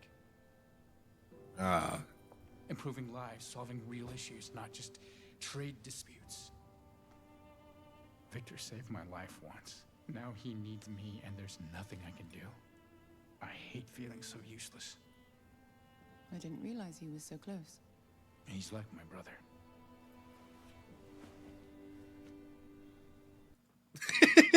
Her face, though. I love seeing this, though. Like, look at her face. Like, mommy, Jace has like zero mental fortitude. He didn't get in the toxic water, but the air got to him anyway. Oh, dude.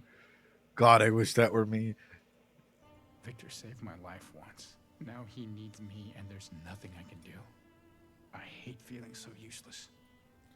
So before we even get to that scene, this is actually something very serious to talk about, which is that brother dynamic, right? Because you can make a best friend that turns out to be like a brother or a sister or whatever, right?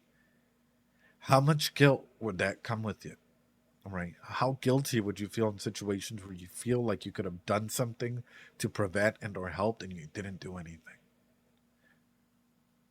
Oftentimes people try and downplay that guilt and will try and be like, oh, he's trying to go ahead and do certain things. But guys, let me tell you this. The guilt accompanied with something like this is huge. Huge. A lot of people don't take into consideration the guilt and the sensations of feelings that people, even family members and others have when they lose a loved one. They're like, I could have done something. I could have been there for them. I could have 101 different things, right? Coulda, woulda, but like sadly, time has kept going. And that guilt keeps adding up. And that guilt transforms from being a piece of paper, right, in their life, in this room that I'm in, to all of a sudden quite literally becoming the room of guilt. And it takes up every single aspect of their life where they're trying to go through and they can't make a decision because that guilt is there for them. Because every single decision comes through and tells them you are worthless. You couldn't even save your best friend. It does make him very easy to manipulate because if you show your emotions like that, yeah. However, sometimes you have to be vulnerable and sometimes it can break you down, right? I would trade my life for my bro when the helplessness hurts. Yeah, because there's a sensation of helplessness where no matter what, you can't do anything. Some things are set in stone and some things just, ooh. But also, why is she so fine? But man, ooh. Right, Masters? Is she the right person to open up to, though? Especially considering the way that she is able to go ahead use others towards her advantage in cases. But now she finally realizes the toll it has on him. Yeah. I mean, and that's the thing is it, like, is Mel a bad person? Start off with that. No. No. I hate to put it this way. We talk about manipulation aspects, right? We talk about 101 things. Is manipulation in of itself bad? No. I'm not going to say it's bad. And I'll tell you why. Because we manipulate for everything. Even as a little baby, there are times where we cry to get what we want. We manipulate our environment to let our needs be known to get stuff that we need. Sometimes we, so on and so forth, right? The aspect of when it becomes bad is when all of a sudden that person starts identifying and seeing the impacts that it's having on other people as well, right? She's a politician and is obviously trying to do good. With this scene, it seems that Mayo realizes that there was more to Jace compared to the other political figures. And that's a big aspect. That's a big aspect to take in. Is Destroyer. I want you to keep in mind for an upcoming, the richest person in the city. I mean, yeah. But through that, anyway, let's continue, guys. Let's continue. She has good intentions, and she does not do it out of malice, but out of care. But even manipulation out of care is still manipulation. It will always have side effects. Yeah. And I mean, any action that we do will always carry through some different side effects. And I think that's something worth noting. And that's something definitely worth talking about, Kriti. I didn't realize he was so close. He's like my brother. Her face as he starts to go down. I wonder if she truly thought that he was going to be this emotionally open. Because that's like a face of like, I did not not go down like that, cochino. I mean, like, you know, get a lap pillow. But that's sort of what I'm throwing out here. It's like, I wonder if she expected him to be this, like, emotionally vulnerable. And through that, I know, through that, I'm going to go ahead and ask this as well, which is a follow-up question to you guys. Has being vulnerable ever backfired on you? Has being actually being vulnerable to a partner or a friend ever backfired on you? And if so, how did you recover from that? Yeah. Hello, good day. How you doing, man? Not for you, Kriti. Of course, Biggie Dums. I'll be honest, it has for me at times. I think it's an aspect. I tried to get my family to watch Arcane. They didn't like the animation in the first episode. Oof. I got into a toxic relationship after being vulnerable. Oof. Yes, now I only open up to my therapist for now. Yeah, it's a process of recovery, man. It is. Mel's manipulative, but she wants to help them both in her eyes. It's it's a very political view, right, Pokemon? I thought it was shameful on their part and tried to realize it's a reflection of them and not me. I'll be honest, I've opened up. Like, I tend to wear my heart on my sleeve. I tend to be very open. And, you know, if a lot of the, like, VTubers, content creators, whatnot, that come in, like, we talk a lot, even, like, off stream, at least in my time off. And we tend to be very open, very honest, very vulnerable with one another.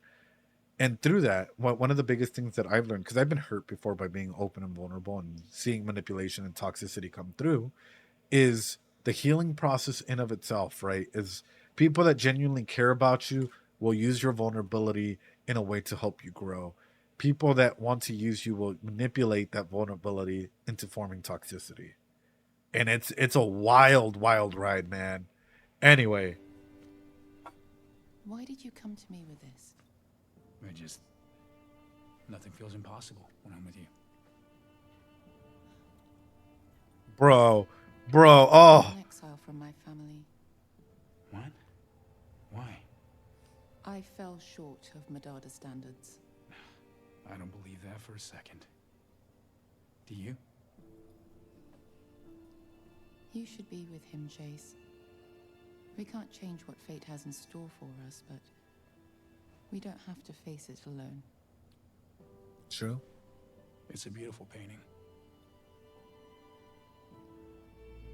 I mean, it is. It is a beautiful painting. She deflected though. Boys, it's like, I love you. And she's like, I love Rem. I love Emilia. We could do this together. We'll be together forever. I love Emilia. Like, who's Rem? Like, that's straight up deflection, bro. She painted her home. Not that obvious, but it was still a deflection. In the Rem who? I don't think she deflected, but she opened up to Jason. Here's the thing, ZMW. If you're like, hey, I really need you to get this done at work. And I'm like, man, you know, I think that Masters in your relationship is very special. And at this point in time, I think that you should be with him.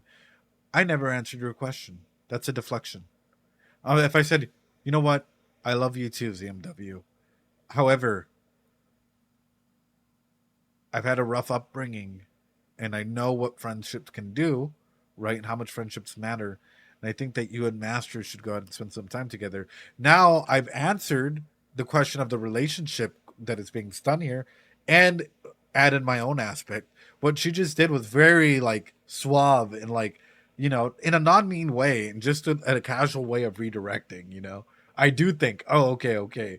He was like, you're being vulnerable, so I guess I'll show something vulnerable. It is. But here's the thing is we all have conversational styles, right? A lot of people hate to hear this, but guess what? The way that we ping at times, and some people are rough with social cues, is let's say that you're having a really shitty day. What will the person more than likely say? So VMW, anyone in here, pretend that you guys are having the best, most amazing day ever. And you guys come in and I'm like, man, I've had the worst fucking day ever, man. Oh, man, where do I even get started? This and this happened to me and I feel like I'm losing my position and I'm doing this and I feel like blah, blah, blah, blah, blah. What does that do to you? What would you respond? What do you usually say? More than likely you try and empathize. Oh yeah, man, it's a shitty day all around. That's rough, man. So on and so forth, right? If I'm in a good headspace. Most people immediately jump into that role, right? Other people are like, man, other people will put on a mask to try and empathize and be like, I've had a shitty day too. And, you know, try and find moments in there to empathize with others. It's interesting the way that we work. And it shows our transactional styles of communication, where some of us are real, right? Some of us entertain that, empathize, and like don't expect anything back. Others go ahead and flip it and go ahead and like meet you where you're at and try and meet you where you're at. Yeah. In any case, have a drink. Others deflect, others avoid. We all have different communication standards, and all communication standards are okay. But how we approach them and how we do things with them, that's where the money's at. That's where it's at. How do you confront with other people when your dynamics and pinging measures? I mean, when is it fine and when is it not fine, and we need to call it out. If it becomes over the top. Masters, you're having a really shitty day. This is your third shitty day in a row, right? Like, and it's honestly shitty. And every single time that you're having a shitty day, all of a sudden I'm having a shitty day.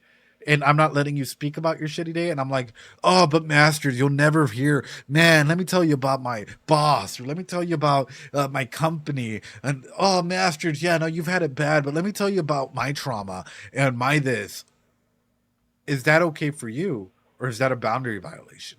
And that's where it needs to go ahead and start coming in. It's like, we can empathize with others, but at the same time, we should not be trauma bonding. And I will state this because some people have a weird TikTok conception as to what trauma bonding is.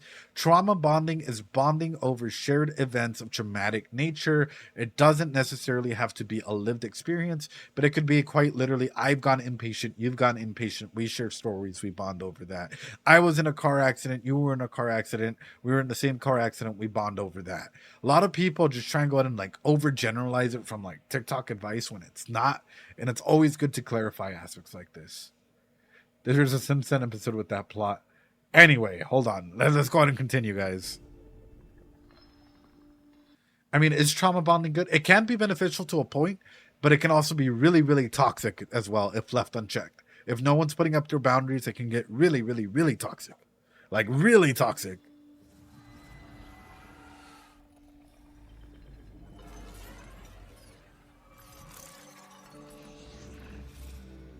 Yeah.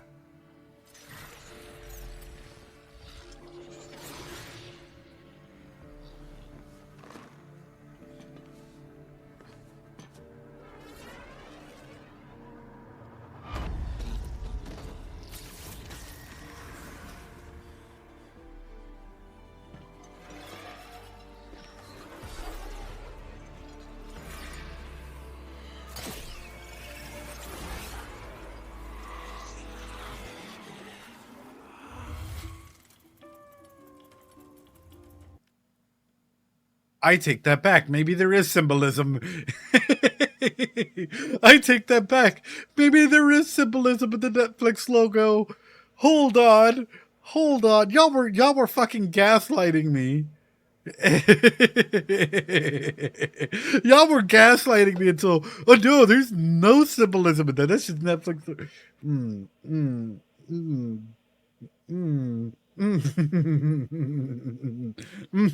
Fuck you guys. Oh.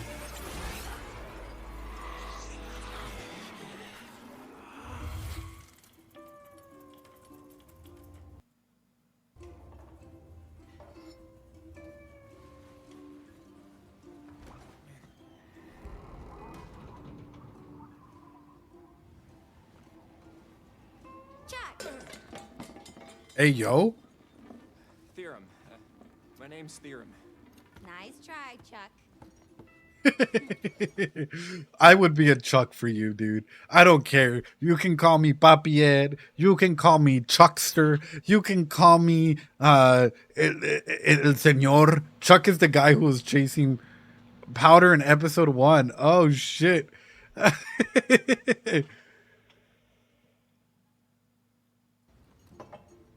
What's all the hubbub? Boss wants us to grab someone up. Someone? Anyone? Who you grabbing? Some girls. I mean, Wow. girls. Well, other than those ones, I guess. Focus. Who are they? Why wasn't I invited to the party? And I don't know. They got in a fight with Zavika. They did a number on her. Oh, really? Which number? It's like a saying. You're doing great, Chuck. Here, for your troubles.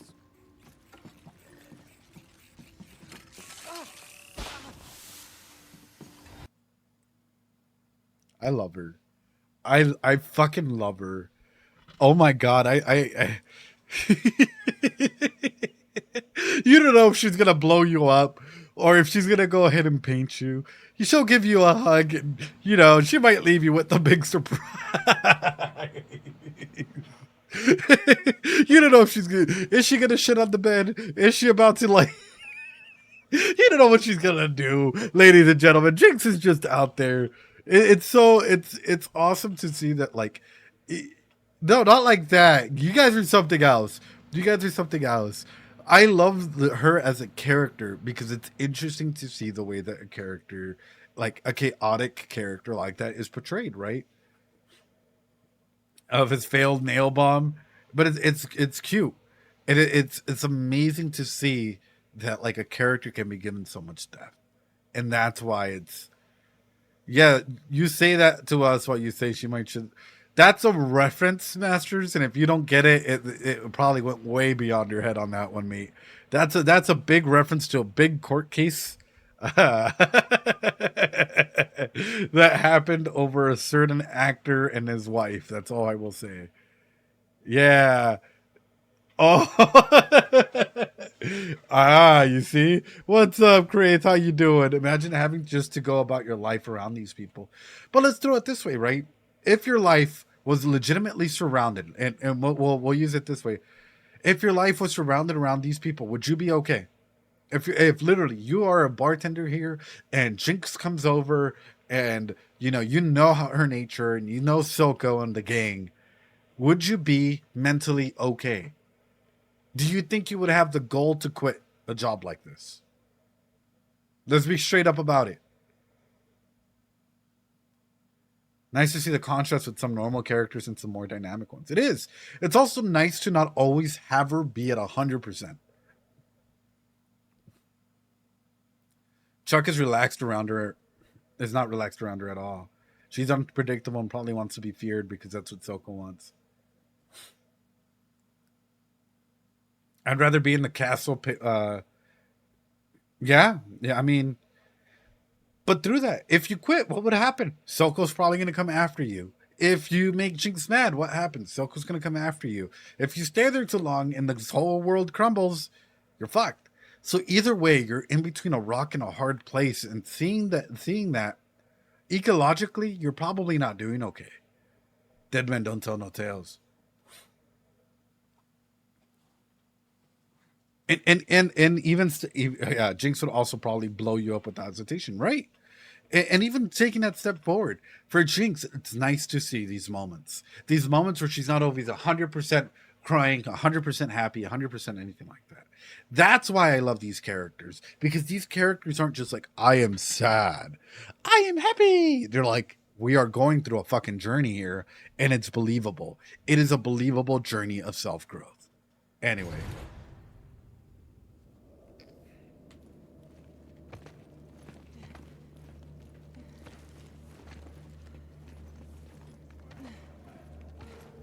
Bro. Silco's goons aren't far behind. We have to keep moving. Mommy Kate is something else, though. I ain't gonna lie, bro. I ain't gonna lie. Oh, the misery here, brother. What the hell is that? The sign. Never mind. Just help me to the edge.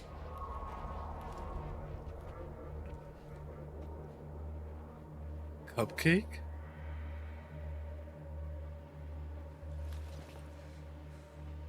Can you do this?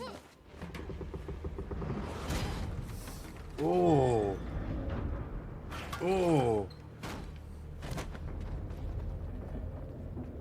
I mean, she had a rough way down.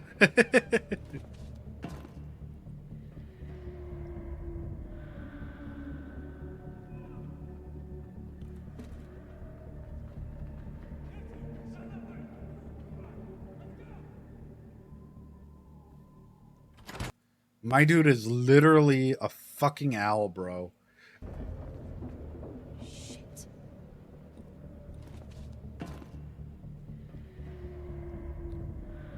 Holy shit, dude.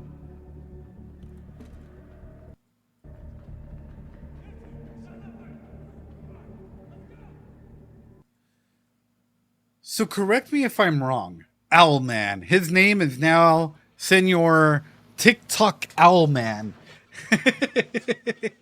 But no, correct me if I'm wrong, right? Correct me if I'm wrong.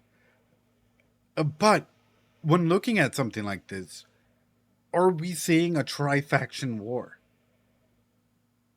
Are we literally seeing a tri-faction war here? Because we have the Enforcers, right? We have this gang.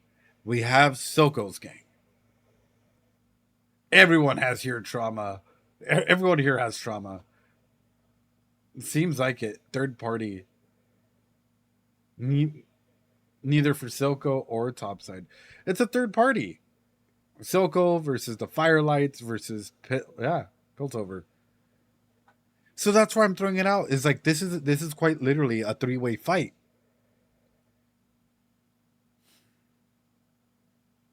I'm scared. I am in Silco's pocket. The only person in the intro is not a statue. Yeah.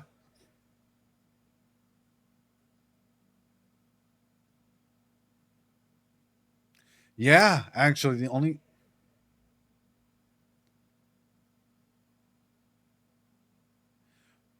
Question.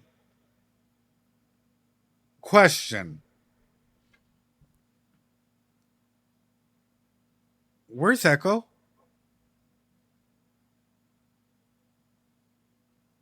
Question.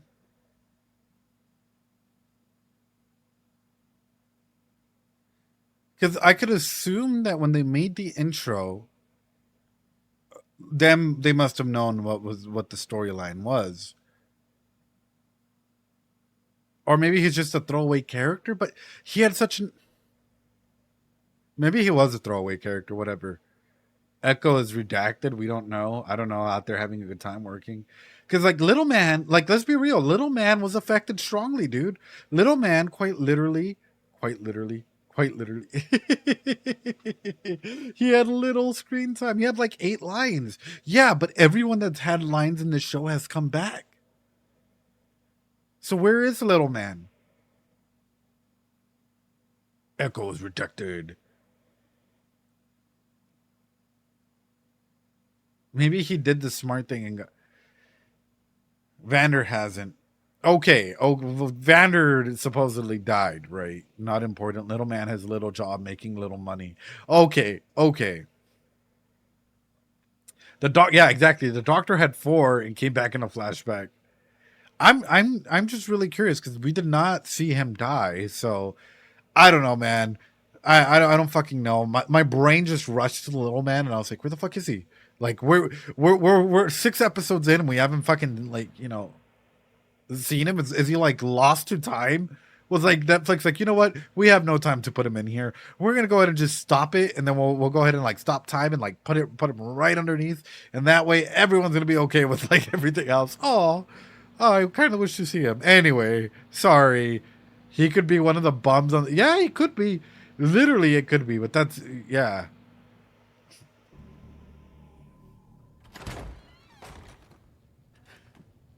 We lost her. Lost who?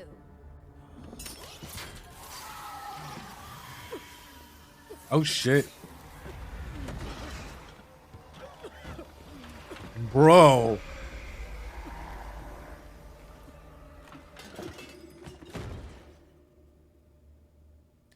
Why am I loving this version of Jinx? Like this Tommy Mommy version of Jinx is just doing it. Like she's stepping up and she's taking action. You know? She's so cool. She is really like just stepping up and taking whatever she wants to go ahead and do. However, would you trust this version of her?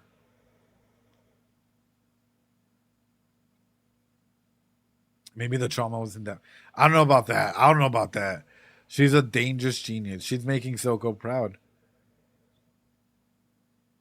Like, legitimately, if you met Jinx and say that you guys were hitting it off in a conversation, you started seeing these versions of her, would you trust her?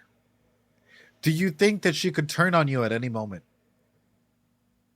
See that, like, literally, she were to have a conversation with you. And this is, I'm bringing in these aspects because for me, I'm like, Jinx is changing to a point where I'm starting to get scared of her in that aspect, right? Where, say that she had to make a choice between myself, Noct, and ZMW. I'd honestly think that, like, just the irrationality of, like, choices and whatnot should take all 3 of our lives. For me, seeing the way that like she's trying to go ahead and take charge and at the same time coming to like literally like the biggest boom for her buck essentially is startling. Hey, yo, Ed. Sadly, I wouldn't trust her because of her self-destructive nature. If I was hitting it off with Jinx and I found out Soko was her father, I would be scared shitless. It's destroying. I mean, but sometimes it's good. Sometimes it's really, really good. Like, it just depends as to the level of openness and vulnerability and patience that an individual has to meet with their partners and be open to discussing things, right? I would say she'd kill someone working, and also therapy. Therapy does wonders. I didn't trust her to blow up the bartender, so no, definitely not. Yeah, I mean, what if she goes on one of her rages and she puts one of those, I can fix her. Oh, all right, guys. If you can fix her, drop some Doritos then. If you can fix her, drop some Doritos. You know what? I'm dropping a Dorito.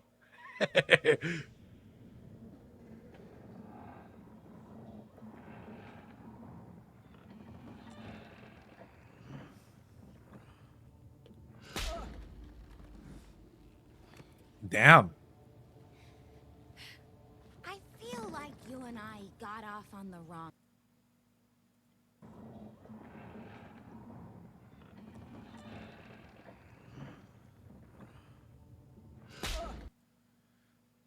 her nails are painted blue and purple. Is she still undecided? You can be baptized as something or someone, but still... blue and pink, yeah. Finally noticed. Yeah, I'm like, wait a minute. Wait a minute.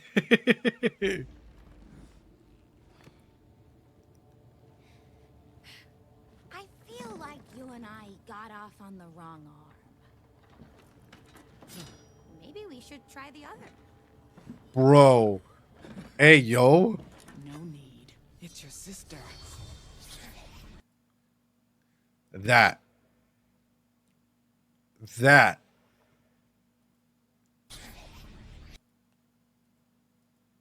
The triggering events that happen here. Huge.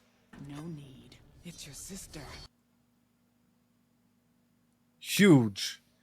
Even I love the fact that they used the blade to showcase, right, sort of what's in her mind. And her still going over it and like drawing stuff and altering that memory. The reaction that she has for that, huge. If I was in a therapeutic session, right? If we were in therapy and I'm like, we are going to do an empty chair technique. We are legitimately going to do we're going to do some Gestalt therapy. We're going to do an empty chair technique, right? And say that this was an empty chair. And I'm like, so Jinx, if you could put your sister in that chair, if she was right there looking at you and she couldn't say anything, she could just look at you, no expression, just looking at you. She can't speak. She can't move. What would you say to her? What would you want to tell her? I'm curious how her narrative would change. I'm curious as to what triggers would get to her and how she would start to try and rewrite her narrative according to what is there. In case you guys, Gestaltian therapy is fucking beautiful. Get away from the knife for one, right? But Gestaltian therapy is so beautiful for that aspect. Vi sitting in a chair in front of you, Jinx. I would like to see that too. There you go. But even this goes for you guys. If you guys have ever had an issue, right? Like a good therapist might do this with you, which is if you've ever had an issue with someone in your life, this is like, and this is a really good way for narratively letting out your feelings and your frustrations and who you are and what you want and defining who you are. Like quite literally the empty chair technique or the chair technique, one of the most powerful techniques to use out there. And in case you guys ever want to go ahead and define yourself or put in your boundaries or be able to go ahead and like literally center your identity or center who you are as an individual or start taking those steps forward that you need to do, it is an amazing thing to go ahead and just try out. It might sound silly. It might seem silly to use your imagination, but it's fucking amazing. And it's a beautiful transformative process if done with your therapy team or your therapist or whoever's out there for you. Otherwise, it can turn dangerous. And if you're not careful, those cognitive distortions can grow out of hand and it can go into wide phenomena. Otherwise, I can keep going and talking about how I've seen individuals who, this is why I say do it with your therapy team. I've seen individuals try this by themselves and all they do is reaffirm their schemas. And they're like, I am no longer this person. I am my diagnosis. And it's like, no, right? Chat is real horny tonight. Wait, why? Anyway. She's back. She's looking for you. It's not what you think. She's with some girl enforcer. Guess she replaced you. Oh no. Bro. Thumbs up for the voice actor here. You can hear her, like, her voice tremble. She's with some girl enforcer. Like, guess she replaced you. You're lying. That little she knows, Savika knows how to trigger her, but also another triggering point for her. For me, she's starting to seem like that little kid. It's like that little kid there that is getting triggered because sister left, because sister replaced her. Sister didn't. If Sister wanted, she would have been here earlier. Sister replaced you. Trigger moment, trigger moment. Why bother? Her back in town, it's only a matter of time before you implode, and Silco finally gets the message that you're about as good for our cause as you were for your family. Ooh, trigger moment. Jinx.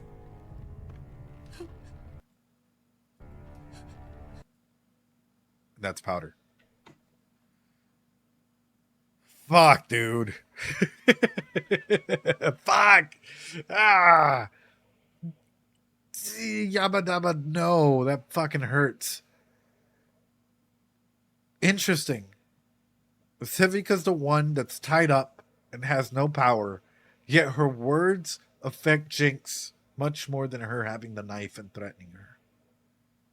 Civica knows how to go ahead and disarm Jinx and make Jinx go from this persona that she wants to be, this state that she wants to be, back to being that girl who hurt her family, who sister left her, who whatever. Oh.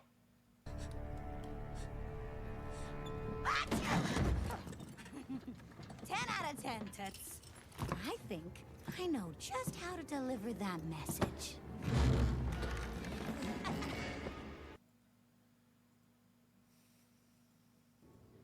Oh, what the heck?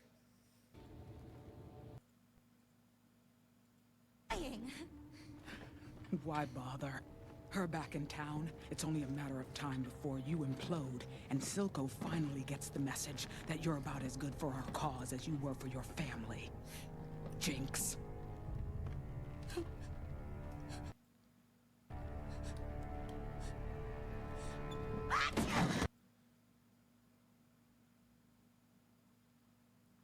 The sneeze. She let Powder slip out, but Jinx is in control. Yeah. Kriti. Yeah. Jinx is used as a shield. But that's the thing, Jesse and others. Altars are used as shields at times. Altars are sometimes used as the protectors. Altars are used at times. Everyone has a different story, of course. But most of the times, it's a protector of the trauma that we've experienced. It's the individuals we wish we had been when we experience the trauma that protects us from reaching it. Sometimes they take that spotlight and they don't let it go. Sometimes they solidify, and yet there's peaks and cracks that form, and you can see little Powder sticking from behind them, and then bam, it closes shut. And it's like, oh, wait a minute. She sneezed. Even though she was clearly being triggered by talking about her sister and all of things. All of a sudden, you might start seeing Powder again. And then bam, it closes again. Why? Because this is the individual that she needs at this point in time to survive her environment. Otherwise, I think she might have a psyche break. And I'm not even going to lie to you guys. Like, and it's let me talk about defense mechanisms. Hold on. Because it is a symptom of a defense mechanism, right?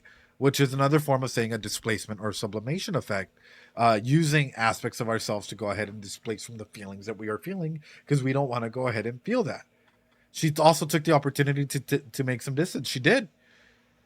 There was a comment that stuck out to me that was calling defense mechanisms like pseudoscience and whatnot. I don't know if you're in here and whatnot, but I'm going to say I strongly disagree with you. And they were saying that Freud was the one that created this and whatnot. No, it wasn't Freud. It wasn't like the Freud, Sigmund Freud. It was Anna Freud. And off of Anna Freud, there's literally been over like 80 years worth of peer-reviewed papers on defense mechanisms in human development, in 101 other aspects, whether it's relationship development, so on and so forth, right? And the aspects as to why defense mechanisms are important is not just because, you can't quantify them. In fact, you can go ahead and label anything as precise as you want it to and start going ahead and having other individuals identify that for you. And you'll often find a consistency with the behaviors that they're seeing, right? Which is why definitions are super duper important. In fact, psychology in general is not pseudoscience. A lot of people like to go ahead and throw that out there whenever they feel challenged or threatened, or, you know, they want to go ahead and downplay the importance of psychology. But psychology is quite literally, we study the brain, actually use intervention methods. It's a part of the NCBI and medical health for every single major nation on Earth. How are you going to call that a pseudoscience when every single like nation on Earth, for the most part, certify psychology of at least being important in the medical field? So that's why I'm throwing it out there, is like quite literally people try and go and be like, oh, that's Freud, thinking that it's Sigmund Freud. It's not Sigmund Freud. It's Anna Freud, the one that went with defense mechanism. And it's been expanded towards 80 years of research, peer-reviewed research, to the point where it is now, so we can gain a further understanding of human development. Through that, why is this important to talk about it? Because Jinx is a defense mechanism. Individuals who have suffered abuse, extreme trauma from an early age, and by this I mean consistent trauma, either through environment, and severe consistent trauma through environment, sexual abuse, whatever that may be, from very, very young ages, death, grief, whatever, can develop. It's honestly one of the prime ages for the development of many of the disorders that we see, and many of the defense mechanisms that we see. These characters are so rich, and I'm like, oh man. Anyway, aliens, man, aliens. I think I know just how to deliver that message.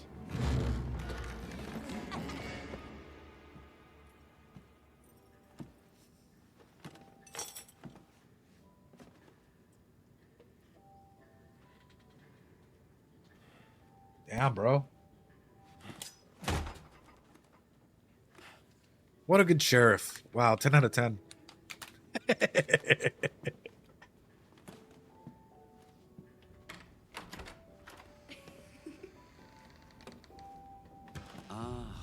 About time Daddy joined us. The fear! Dude, at least Silco's being nice. Oh, but also, what the fuck, dude?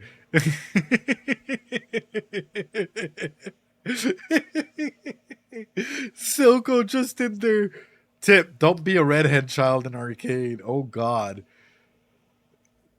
I think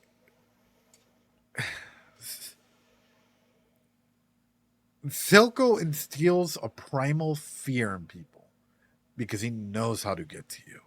Silco knows your weak points and is able to exploit them in a manner of way which I don't think others can. Silco is beautiful, powerful in the way that like his character approaches others, in the way that he portrays himself even, and how he goes ahead and establishes his connection with others here. Like like instantly in one scene, you can already tell the power dynamic is shifted like that. He comes home tired from work. He takes off his badge, walks in, and instantly he is under. Wow. You were so busy. Little Ren here saw me in.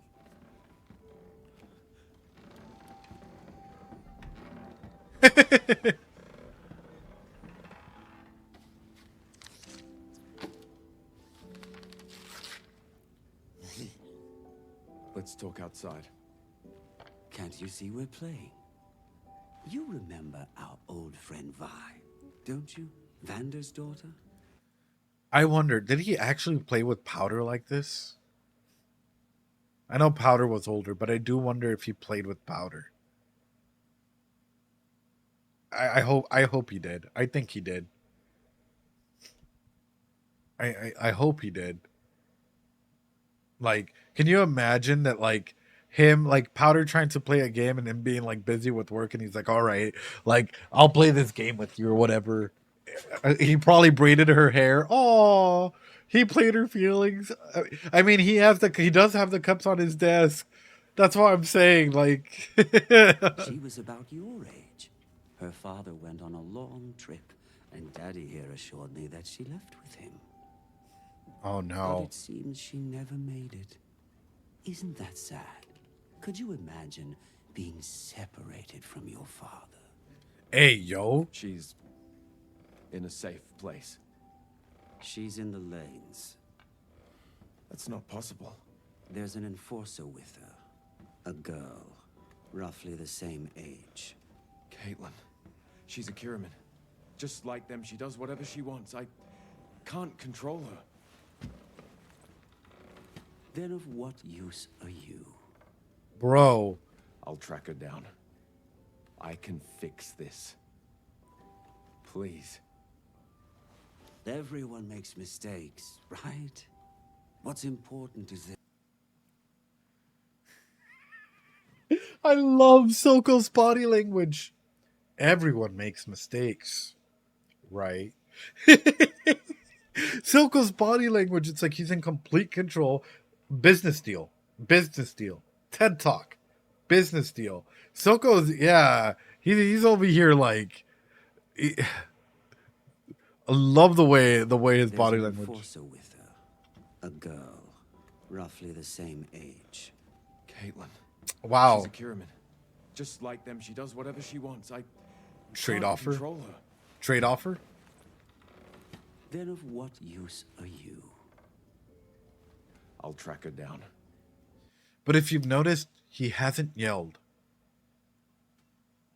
This is why I'm saying Silco for me is a rather interesting character. He has not yelled in this environment. Silco doesn't need to yell. Why? The girl's there, right? Obviously the girl's there. But number two, that's how you know someone's in complete control. I am more scared of someone whose quiet anger turns in, like, you know, like they can hold that in and talk through it than I am of someone who's loud and obnoxious and, you know, responding. He might be angry, but he knows he's in control. And that is the scariest form for me personally that I've encountered of anger. He already has control. His threat, yeah. I can fix this. Please. Everyone makes mistakes, right? I mean, in What's this scene, important is that we don't repeat them. My people are tracking Vi and this Caitlin. They cannot be allowed to resurface. Do we understand each other?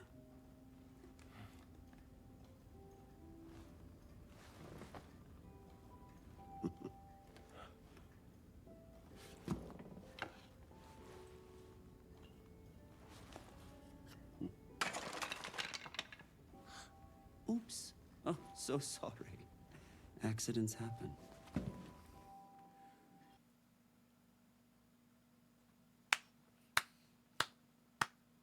that is how you do a villain. Take notes. Take notes. Take fucking notes. Take notes. That is how you do a villain. He didn't need to go monologue about my 10,000 wives and blah, blah, blah. Let me fill up 400 pages worth of a monologue talking about this is why I'm so narcissistic and this is my plan and blah, blah, blah, blah, blah. And hold on. My brother's here. What's...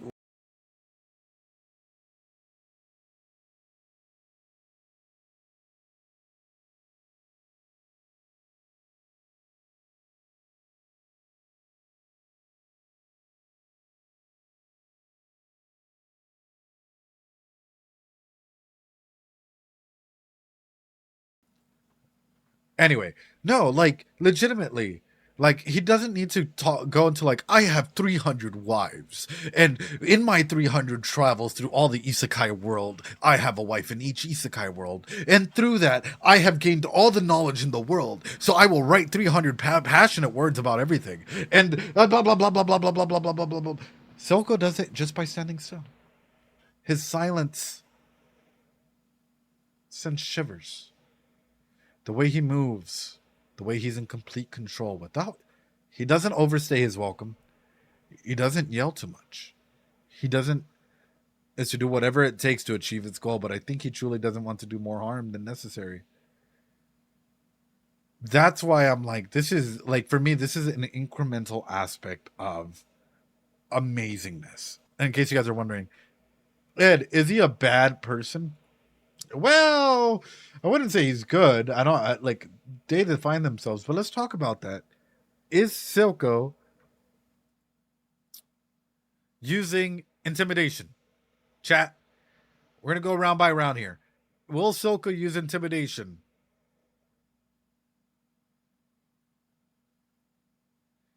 Yeah, I think he'll use intimidation. Will he use coercion and threats? Yeah, I think he'll, even unintentional, like, I think these are, will he use monetary system? Yeah, I think we've seen him pay off people and, you know, use aspects of like giving cash. Will he use his privilege? It says male privilege, but it's really just privilege in general. I.e., I am the one that runs the lanes. Yeah, we pretty much seen how he has control of that. Will he use children? Will he minimize, deny, and blame others for the situations at hand? Will he isolate? And will he use emotional? I know Silco is the pizza king, and this is the system of power and control, and this is someone that you should steer away from. Like, if anyone in your relationship takes any of these, by the way, it's a red flag. It means that they're taken away, and this is usually used to show domestic violence situations or like domestic abuse and whatnot, like when your partner's having too much control over others. But it's a clear indicator that someone is dangerous. This is a clear indicator of where the power and control cycle lies in. That's why I'm showcasing this. This is a really like an awesome pizza demographic to go ahead and showcase this. What's up, Flora Violet? How you doing? Are you winning? I hope you're winning. I hope you're doing well. But this is why I highlight it, because this is fucking, it's beautiful the way that they've written him, and it's beautiful the way that like he's continuing through this. Hey, yo, what was that? Watch.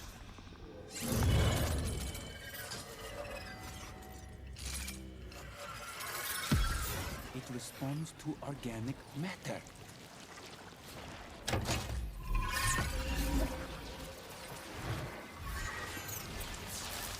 Hey, yo. Incredible. This is unlike anything we've ever seen, Jace. It could be the key to augmenting physiology, extending life, curing you. Oh. It's happened to everyone. I can't determine why. They're rejecting the transmutation.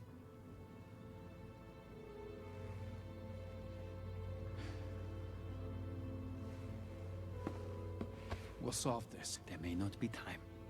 Oh. Uncharted waters here, and I can feel my body eroding. I'll have Sky bring Heimerdinger. He might know something that could help. In the meantime, we'll do what we do best. What if? Can I use CMW? I just read that. Can I use that on my dick? It grew 10 sizes that day, and then it just completely rotted off your body. Oh, God. A hex dick. Bro. Oh, that killed me, man. Good question. But realistically, I guess biotech? Biohex? Hextech? Sextech? Oh, God. Like, realistically speaking, would this impact? Because I'm assuming it's transmuted into, like, Victor's blood, so therefore it must have accepted Victor, I'm guessing. So I'm curious where this is going to go, man.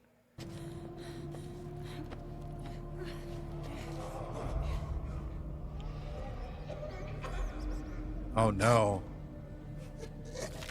What is this place? It's where the kind of people you topsiders don't want to think about wind up.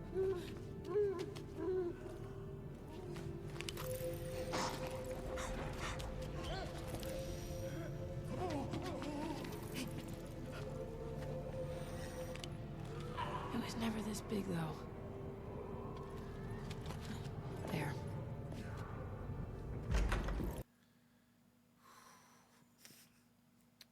Ooh. Ooh. let me talk to y'all for a second. Let me talk to y'all for a second. Guys, I know we talk a lot about empathy and aspects like this, and I will showcase this as, remember, at the end of the day, we're all human, and sometimes one mistake can garner you for the rest of your life, where you end up in a position where you don't want to be. Um, Whether that's quite literally being homeless or other aspects like this. And recently, um, for example, in my city, they started going ahead, and a lot of the homeless population either try and sleep at the park, at benches, so on and so forth, because sometimes the community center is way too overfilled for them, right? Or the shelters that are provided for them. And they started putting spikes that make it uncomfortable for people to be there. Addiction is rampant in that population, but specifically because the support network that is set up for a lot of individuals isn't adequate. And oftentimes, if we're going to be honest about it, they're the forgotten generation. They're the forgotten people. And it is such a difficult topic to bring up.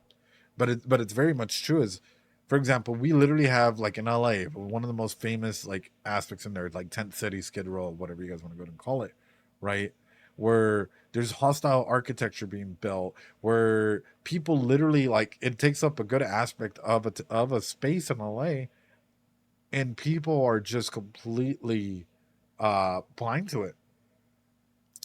Like, it might literally be you walking by and there's this whole giant thing, like, and we just block it out of our vision because to us, no thank you. We keep going. And we forget that they're human beings. And we forget that people need help. And we forget 101 other aspects like that. And it's, oof. It showcases a lot, but, like, the reason why it gets me going is because, for example, I talk about this a lot. Usually when we do this on Fridays before coming and streaming, I tend to go to the park and I tend to share a pizza or bring in, like, a couple things of food, and we tend to eat it. And I tend to go and eat with some of the homeless population there. Not because I'm trying to be their therapist or anything like that. No, it's just because sometimes people need to talk, and sometimes it's good getting people's stories. I love hearing people's stories, and I'll never bring a camera and record any of that because it's their privacy, it's their stories, and sometimes their stories have so much value. And sometimes all you need is to hear a person, right? So when I start hearing some of the horror stories that start coming out about the injustices that are happening to them, where, certain things start popping up, it hurts. And it hurts in a very real way, where some individuals might have been really, really successful. And again, one mistake, one action, economic, financial crash, whatever, cost them pretty much everything. And it's a rough realization. It is. It is. With that being said, though, before we continue, we're about to hit the 3-hour mark. Guys, go get some water. This show is touching on a fuck ton of themes tonight. I didn't think we'd be hitting on this many themes already. We are close to 3 hours in, ladies and gentlemen. For you guys on YouTube, it might be edited down. It is what it is. We're going to take another quick little break, and then we're going to jump right back into it. Growing up poor, I've always had the fear of being homeless since I saw how they were treated. This is something that my then 8-year brain couldn't grapple with, and I think that contributed to my detrimental workaholic mindset that ended up burning me out. SCSE, dude, yeah. I'm not going to lie to you. Like, I'll share this. Growing up, I didn't grow up in, like, for example, I'm the first one in my family to even go for my doctoral, to even graduate with a bachelor's degree or an associate's degree. I'm the first one. Like, my parents did not graduate high school. In fact, I'll be straight up. I grew up in the ghetto, where I'm at, essentially, where my parents and I lived paycheck to paycheck. And if my dad didn't go to work one week or a couple of days, it was rough. It was really, really rough. In a situation where outside you can hear gunshots and some of the weirdest conversations and stories and things that you'd probably hear. Is it safer now over time, especially in that area where my parents lived? Yeah, it's gotten significantly safer over time. However, back then as a kid, hearing certain things definitely wasn't the safest, So hearing aspects like this and understanding, even like hearing your parents struggle financially or so on and so forth, it can take a toll, and it can hit us in ways that we might not even particularly understand, and affect us in the way. For example, I found this out, and this is just me being vulnerable, me being open about it. When I was living abroad doing my master's degree, I came into some really tough financial struggles because I had my own little private business happening over there, doing therapy and doing 101 things, and a lot of things shut down. And I was like, fuck, I got to go home. I can't really do that much. I was running out of cash. I'll be straight up about it. And I was literally like, holy fuck, how am I going to ration this out? I was running out of food. I was running out of water. And I had like 2.5 months left before I could, like, I booked a plane to come back. And I was like, holy fuck. Let me tell y'all, this is gonna sound disgusting to some of you guys. To some of you guys, it might be like, oh, that's nothing. For about a good period of time, I think 3 months, 4 months, somewhere around there, I lived on the same style of food every day for survival reasons. You can even check that out during like the first episodes of ReZero, where you guys see me. I think it's ReZero episode 1, whatever. During that period in time, you guys can check out the environment, so on and so forth. There, it was, if I could find the hot dogs in a special, I got it. I literally got the $1 hot dogs on special, and I was like, okay, cool. That's gonna be my dinner. Morning, nothing but ramen. Okay. I don't have a pan to cook though, because my roommates had COVID, whatever, right? So I couldn't really go out and whatnot because I might get infected. Luckily, I didn't get infected my time over there. I'll be straight up about it. Luckily. So it was a scary experience where I'm like, I'm limited to the items I have in my room because it's very, like, everyone was scared of it. So it's like, what do I do? And it's like, okay, I have a rice cooker. How do you cook spaghetti? I got spaghetti. How do you cook spaghetti without going out into the kitchen? And you keep aspecting and you grow and you go from there. And honestly, I found out a lot of different and awesome ways to cook, experimental ways to cook and grow from. But I've never felt like I was at a place of danger until I was at a place of danger, right? And growing from that, I learned, for example, this is what I'm saying, like my previous experience taught me how to go, and as a kid, how to stockpile food, how to be ready for stuff. And luckily my stockpile came through and all the decision making came through, where I would go out and I'd get like a can of this, a can of that, can of whatever. And it ended up like lasting the entire way until I was able to go and come back. Sorry, don't mean to go that deep with y'all, but just a little bit of a life experience where it's like a lot of people seem to downplay aspects like this without fully understanding, like, that is a powerful thing for Arcane to show. And to sometimes even like for Vi to be able to go and bring it up. Arcane reactions or mental labor. It's so interesting because for me, I could talk about this all day. I could legitimately talk about Arcane pretty much all fucking day. Like, I think my coworker has gotten tired of me talking about Arcane. Like, he just comes in and he's like, so what do you think about Powder? Oh, like he's just going through the motions. I'm like, I just can't stop. I can't stop. I can do this all day. Oh, dude, yeah, I know. That's why I'm like, I try and be chill with them. They're super nice to me. I know they love me, and I love and respect them. But they're also like, god damn. They're like, it was Oshinoko, and now you're into Arcane. Oof. Anyway, here we go. I don't know how else to ask this, but would it be possible for me to... I have a few. You can ask it in general psychology, Verve, if you're on the server. We have a thing where you can ask questions there. The only reason why I don't take a lot of DMs and stuff is just because it tends to get out of hand. But if it's there in the Discord, if I have time, I'll look into it and I'll answer, man. Whenever I have time, I tend to pop on in there. We have a whole thing in there for that. Yep. After Arcane is there will be a double type recovery groups. Oh, no, dude. Oh, no. Okay, no worries. I got it. Here we go. Oh. It was never this big, though. Wow. There. Shimmer, yeah.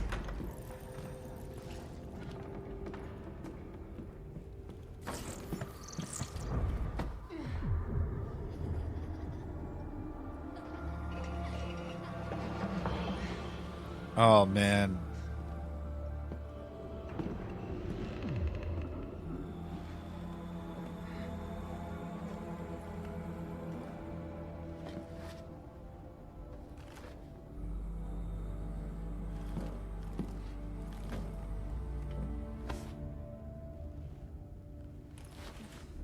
I know you have your reservations about me. This only works if we can trust each other. So this was their home. This was their home before Vander? Oof. Oof. Oof. Vi, I don't know how I would feel. I'm trying to think about it. Coming back home into your room, like let's say like the room where you grow up, and it's just completely like destroyed, or like no one and nothing's there and it's just you. For those of you that have had that experience, how has that been? Especially after like parents or whatever passed away and you've gone there. What has that been like? Because I can't even begin to imagine, both literally and figuratively. Like and I'm like, the amount of guilt that Vi must have with her for whatever, like, oof. She's heavily wounded too, and she also heard from Sevica powder works for Silco. She's mentally and physically fucked. Yeah. Let's be honest, Crazy. Like, if you heard that your sibling all of a sudden like was there out of their own volition working, and that could mess you up. That could literally start making you question not just yourself, but others as well.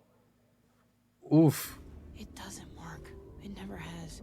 You topsiders always find a way to screw us. I suppose Topside is to blame for all your misfortunes. Yeah, for the most part. Not all of them. We aren't monsters, you know. We're people, just like you. People that control wealth and everything that comes down here, and allows you guys to go ahead and starve and bathe in these waters and not give you the right amount of support system when needed, and sends enforcers over to go ahead and take care of you guys when you guys are being too loud and fighting for your rights, or we're people when it comes to us just actually being okay with not having you guys in our city, because if we find you in our city, that's it, that's game over. Yeah, but we're people though. Kate, bro, I know what you're trying to say, but that's a rough. All the evil people in history were people too. I don't think Kate was being sarcastic. No, I don't think she was being sarcastic. She's being genuine, but like, it's also like covering our eyes from like the dangers at hand, right? Or like the mistakes of society in general. She didn't say good people, that's true. You don't know anything about me.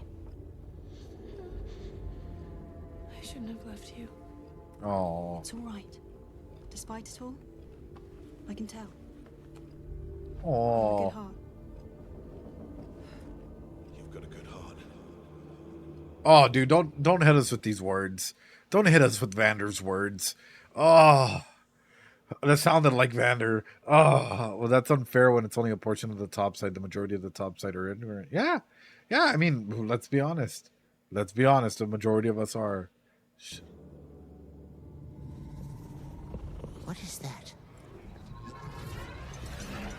I'm calling it the Hex Core. It's an adaptive rune matrix. Hextech that evolves.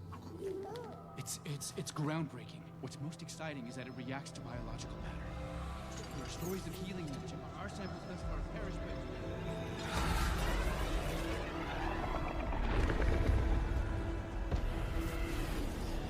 You must destroy it. Heimerdinger, that's literally what you said about any hex thing. Heimerdinger, this is literally what you say with any hex thing that you see. You saw Jason's first product?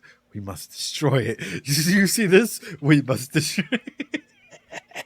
Heimerdinger. I think there should be therapy. There should be a good therapist. He's a hexist, guys. But this time it's different. Oh God, Heimerdinger. Like, I wish there was a therapist in this world, because Heimerdinger needs to see one and talk about his trauma. Like, what? Please, if ever you've put faith in my guidance, hear me now.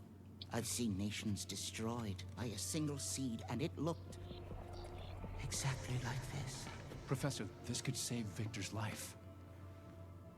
Victor, something's different. You've changed. What did you do? What do you mean, Professor? It's that thing. It must be destroyed. Oh, God. No, I won't let you. Jace, this is a violation of the ethos. I will have it destroyed one way or another. That's your opinion. We'll see if the council agrees.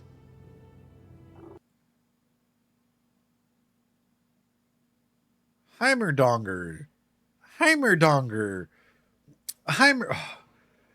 Can I turn up Arcane? Do you want me to get copyright strikes? Heimerdonger. Yeah, I can. I'm kidding. Heimerdonger, brother. Like, Heimer ding dong. Heimer like my bing bong. Dude, what are you doing, bro? Like, okay, legitimately. And I like that he tries to assert his authority by doing, like, his different intervention tactics at this is beautiful, right? Even just analyzing aspects like this, right, which is... It's that thing. Like being open, being vulnerable, sharing a story, using his position of power, trying to go ahead and like gain favors in terms of like if you've ever heed any of my warnings, telling you to destroy it, to all of a sudden it becoming a total confrontation. Heimer ding dong, you could do so much, my friend. Like in your ways that you treat others, in the way that you talk to others, in the way that like you, if you want to apprehend the importance of it, even just through like a research perspective, Heimer basically sees Jason Victor and invent a nuke. I think they should find the middle ground. Yeah, it's about finding a middle ground. Even if it's like, hey, you know what? Like, this is really dangerous. Let's leave it in Heimer's care. Not completely destroy it, but use it as a method of research for further occupations or further whatever. Oppendinger here is going through something altogether, though, and that's why it blows my mind, man. It blows my mind. It must be destroyed. Wait, no, I won't let you. Jace, this is a violation of the ethos. I will have it destroyed one way or another. I'm gonna find you. We'll see if the council agrees. Oof.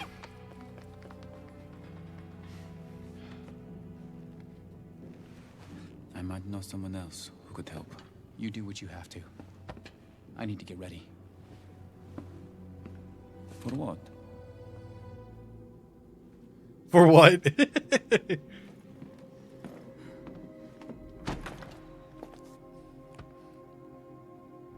Oh no. Is she all right? Wait. Easy. That's Vi, right? I'm a friend. Bro. I was. I mean, I owed her old man my life. Probably more than that. Bro.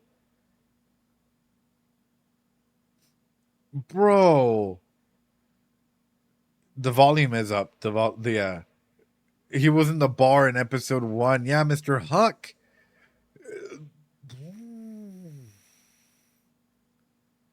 All that shimmer, bro, is going to your head.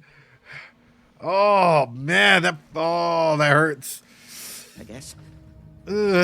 She's bleeding. She needs a doctor. Oh, not so simple to come by around here. I'm sorry. Oh, but I do know someone else who might be able to help. Come with me. Oh.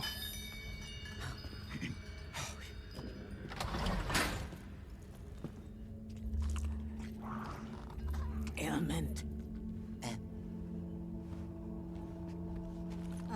She's been stabbed.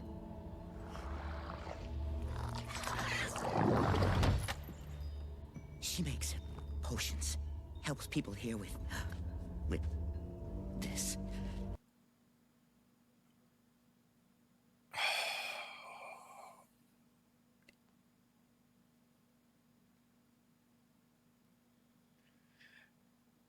That just broke my heart. So she introduces elements. The only doctor they have gives them shimmer. Then yeah, the only doctor they have introduces elements of shimmer, which in case makes shit worse and keeps it. Ooh.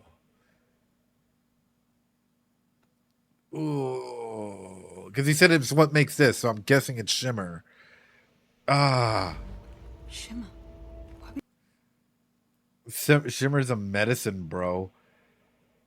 But my thing is, to what extent, right? That's the price of power. Shimmer in low quantities has great healing properties, but in high quantities, it can completely disfigure you, right? So my thing is, couldn't that make you addicted to a situation, though? Drugs are medicine, bro. Shimmer has medicinal process, but misused. Yeah, that's sort of what. But extreme. That's what I thought. Extremely addictive, and in high doses was fucked. Yeah. Oof. Oof. In low doses, Shimmer has healing properties. Yeah. Would you take something that does that to you? I just wanted to feel what it was like to be somebody. To right. Make other people afraid. To have power. Trade. Trade. I'll give you my OnlyFans. There's not a lot of people that know my OnlyFans, lady. You down or what's deal? I will give you the yaoi voice novel that I acted in, that I voice acted in. What do you want? What can I give you a deal for? I will talk to you about Metal Gear Solid and dissect the entire series psychoanalytically for 7 days straight. You will understand Hideo Kojima's brain. Is that a good trade? No deal. What? I will analyze Arcane for you. Oh, God. Metal Gear Rising, deal or no deal? Oh, I will give a free therapy session on that. Metal Gear Solid Subathon. Oh, bro.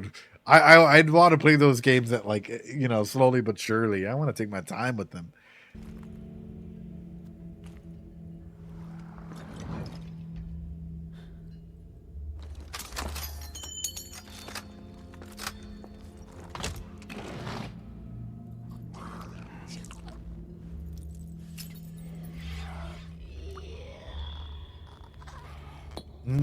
Ear juice.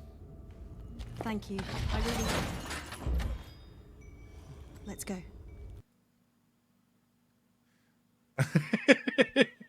Now, if you analyze... Metal Gear. She's giving away her precious gun. Yeah. And I mean, all to save a life. This is what I'm talking about. Cupcake here is amazing. And Cupcake here is willing to go the extra mile. I guess for a stranger even. Because realistically, Vi is not necessarily someone that she's like you'd get super duper attached to immediately. So this is just an acquaintance, someone that you're working for. And I don't know. I'm falling more and more in love with Cupcake just because of who she is as a person and how she keeps trying to stand up for the right things. You know. What are you shooting for? I think Vi will be happy to see a friendly face. No, you go ahead. She knew me when I was still. Anyway, I don't want her to see me like this. Oh, man. Just tell her I'm sorry about everything. Okay? Oh.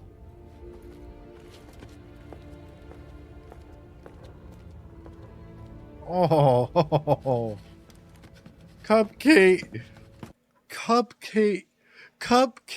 Oh. I fucking love Cupcake here, dude. She doesn't care about, oh, dude. I'm over here tearing up about Cupcake, dude. She's too good for this world. I'm like, where can we get a Cupcake, guys? Because fuck. Free hugs. The only genuinely good person. Like, she's... I found this on one of the firelights. It matches fragments we found outside your lab and at the Hex Gates.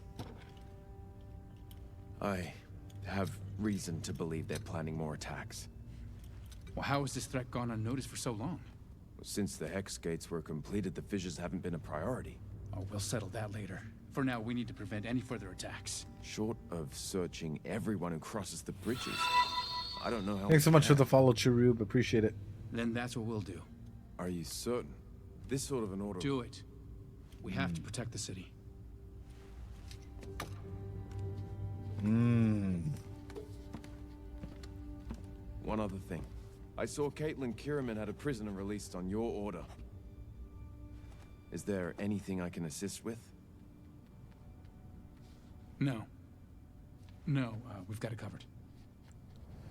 Ooh. Counselors? Oh no. Oh. Yeah. La, la, la, la, la. They played you like a goddamn fiddle. Jace, dude.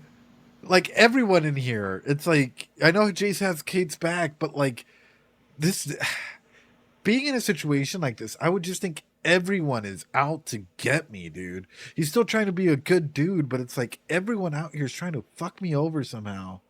Like, oof.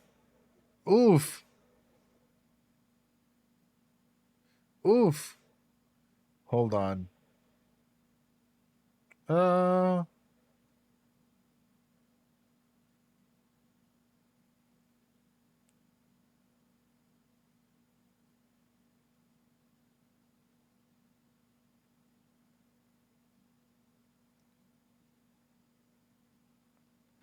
Sorry. The problem is Jace didn't hear the Imagine Dragon songs in the lanes last episode, and he did not want to be everybody's enemy. Oh, dude. For real. What happens if you're the counselor? Oh, man. But the responsibility is We have lost our way. The way it starts. Counselors. People in this journey, we have lost our way. It's like, what do you, bro? Dad, why are you reprimanding us? Like, This city was founded to be a bastion of enlightenment in a world that cannibalized itself over power and pride. But we've forgotten, loosened our morals in favor of comfort and convenience, traded honor for prestige. We were once one tribe. Now we are houses divided. I believe if we set aside our greed and arrogance, we can be one again. oh no. It will take vigilance. We must hold each other accountable. And who holds you accountable? What? Jace, you didn't have to come in with fucking fire. Jace, brother. Shimmer is rampant in the Undercity. Attacks at the Hex Gates and in the Academy Square. Enforcers fear to set foot in the lanes. All under your watch. Jace, you forget yourself. I'm sorry, Professor, but healing this city will take more than just speeches. Time and again, you've warned us what not to do. But let me ask you this. What's your plan to fix this? I see what this is about. Your Hextech projects need more time, more safeguards. Humans don't live for centuries. We can't wait for progress. We need a leadership focused on the future, not the past. Ooh. You are the true father of Piltover, and your years of service can never be repaid. I believe it's time we gave the beloved founder of our city a well-deserved retirement. Jace!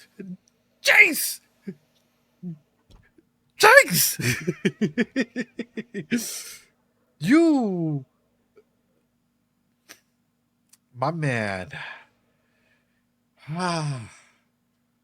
You could have stopped at like what's going on with the enforcers to have driven home with the point of your Hextech needing more priority. Jace is going just swinging for the fences here. Hermadama Ding Dong is about to retire. Well, my thing is, this is something I love about Arcane. I believe if we set aside our greed and arrogance, we can be one again. It will take vigilance. We must hold each other accountable. And who holds you accountable? What? Shimmer is rampant in the Undercity. Attacks Hold on, wait. at the Hex Gates and in the Academy Square. Enforcers fear to set foot in the lanes, all under your watch. Jace, you forget yourself. I'm sorry, Professor, but healing this city will take more than just speeches. Time. I love the power dynamic that is being set here. They're all sitting down. And this is something that I talk about a lot. It's the inference of power from nonverbal communication, right? I.e., it's very uncomfortable when someone stands up and addresses you down like that. It makes you feel less than. For me, what I'm seeing is Jace is desperate. Jace is in one of those moments where he can kind of see that the world is falling apart around them, right? So it's two semblances of everything. Without Heimerdinger here, I'm going to be honest with you, I feel like the city's about to blow up. I feel like quite literally there's a giant bomb in this council and it's about to go off. Like, at any moment now, everything in this room is going to blow up and like all the houses are going to just completely destroy one another without Heimerdinger here. Because Heimerdinger is the centerpiece of this shot. Jace is trying to go and have that power over. But in this shot itself, Heimerdinger is the center. Heimerdinger is the stability. Heimerdinger has been in this council for so many years for a reason. Heimerdinger has lived through it all and has seen the foundation of Piltover.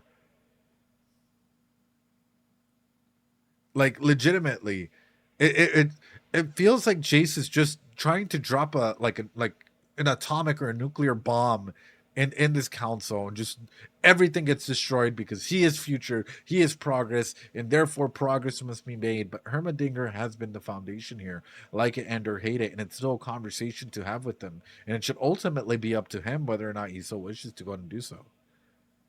Oppendinger, yeah, that's why it's like the camera starts to center on Heimer and slowly pans over to Jace. The transfer of power, exactly. It is so good. It is so good, man. That's why I'm like, fuck. Oppendimer, Shamalama Dingadammer. Time and again, you've warned us what not to do. But let me ask you this. What's your plan to fix this? I see what this is about. Your Hextech projects need more time, more safeguards. Humans don't live for centuries. But even then, if Heimerdinger knows about the Enforcers, if he's in charge of the Enforcers, why has he established a system? Maybe he's gone so long without seeing what's at hand here, where the lanes and the Undercity are in peril. If this is in direct correlation to the way that his Enforcers are working.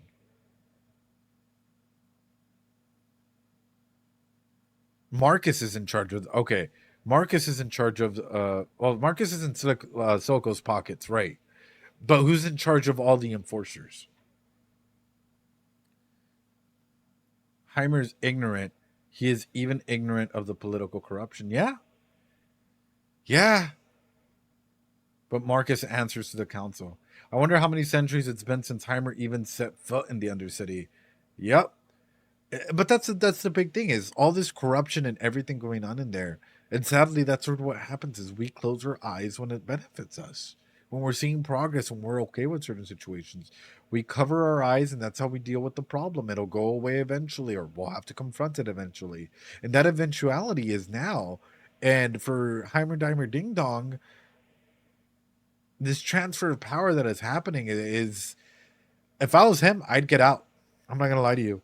If I was him, I would probably escape the city now. Because it's clear that the city is going to run itself to the ground and chaos is going to break loose. Because we have people who prioritize their corruption over their own stability. And even though they might not say it that way, we're clearly getting an aspect. We can't wait for progress. We need a leadership focused on the future, not the past. You are the true father of Piltover. This is beautiful, because this was over Heimer, and then it's just shifting over to him, the camera as well. camera angles, man. The camera angles are so fucking beautiful. I believe it's time we gave the beloved founder of our city a well-deserved retirement. Jace, don't do this. Mm-hmm.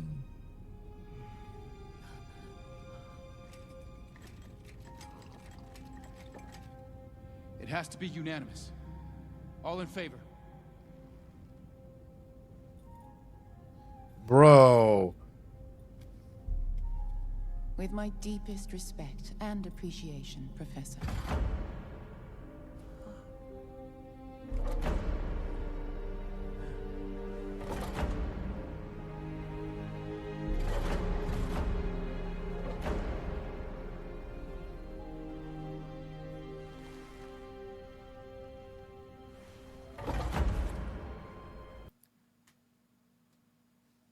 The hurt in Heimer's eyes. I would protect this man. I would go, oh. Can you tell us why Mel votes yes? She's probably gonna, if I'm being realistic with you, the political gains that are happening right now is insane. Like, even psychologically speaking, right? Bureaucracy sucks. But even in an environment like this, if we're seeing these power moves being made, you want to be one of the first ones that make this.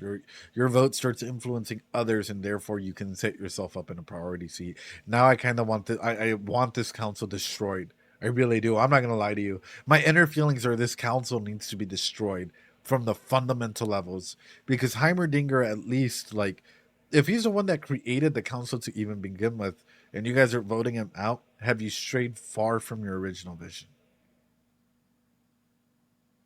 And that's just me throwing that out there. He didn't see this coming, but, like, clearly.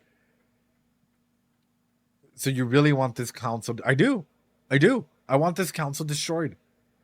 Because what I'm seeing right now is it's more of a focus on their own greed aspects that, like, we're blind to than trying to actually focus on Piltover. Not that Heimer Dimer Ding Dong is actually doing anything to help, right?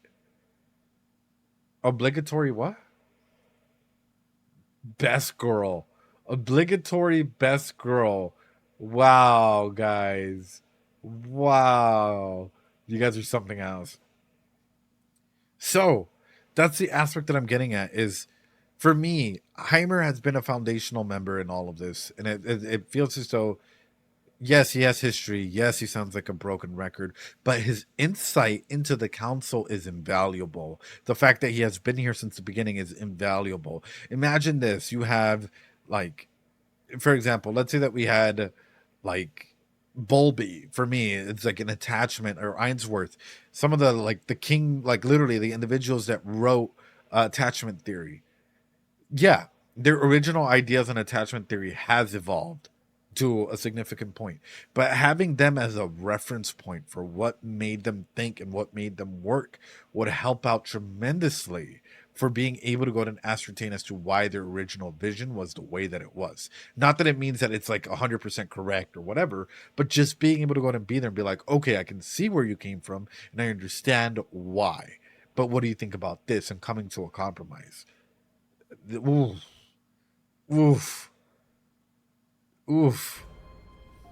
That betrayal, fundamental betrayal is... This is rigged. Vi!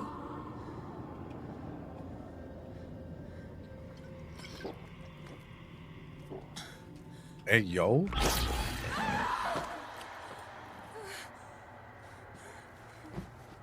Easy.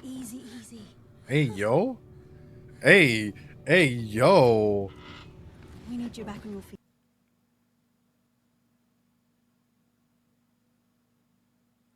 Whew. I'm about to start sweating here. Hey, yo. Give me some of that good stuff. Hey, yo. What was the name Svika gave you? Jinx.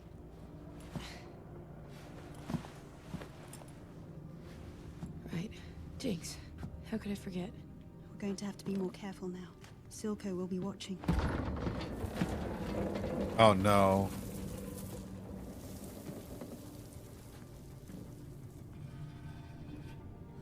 Oh, they have all their names there. You used to live here. Oh. Who's Powder? My sister. I thought she died, but now I have to try and find her. How do you not know if your sister is alive or dead? It's hard to check up on people from inside a concrete cell.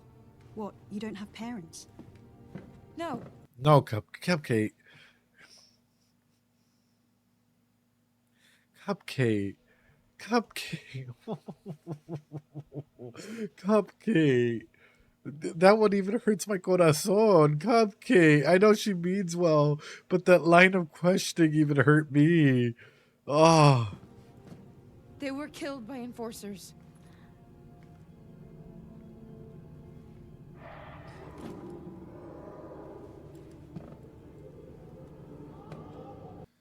For Vi is, for me, and I think I'm going to state this here and now. Vi for me, and I know I don't talk a lot about Vi, but it's because she's such an interesting and deep character in her own world. I know we talk a lot about Cupcake and Powder and all of and Silco and all of these other individuals, but Vi in her own right is battling through a lot. As much as we give into like Powder and, you know, Jinx and all of that, right? Vi is still taking on that protective role. Vi is still in here legitimately trying to go ahead and if we're talking about roles, I know we played the role hack game before. She prioritizes these roles that she has, and she's there for individuals. She could have given up on Powder. She could have given up on Jinx. Yet she is still here trying. Yet they're still here trying. Vi at any point in time could have called it quits, could have given up, could have done 101 different thousand things, but yet she's still holding on to an aspect of hope. And for me, I see this fight or flight, and I see a kid that is desperately trying to find the truth and see what's going on. And I think she's going to end up being hurt by seeing what Powder has turned into. Vi is never gonna give you. Oh God, Kraith. It is what keeps her sane. Yeah, but this is an aspect that, like, for characters like these, and it's interesting and a complicated line to write, because Vi, like, in protective roles, it's so difficult to write without them getting like flat. But Vi has her hills, right? Her hills and valleys, right? She's going up high and she's doing amazing, and boom, you see that, like, that trunk come all the way down. It's not just, I am Protector, I am White Knight, I am your Discord mod, you Discord kitten type of thing. No, it's, you know, she's going up and she's doing great, and then she's, you know, those ups and downs, and just because she has a moment up, that means that there are also downs that come through with that.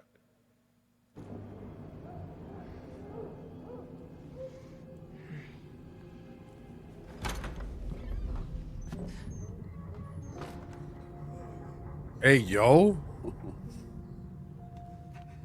Vanta's prodigy.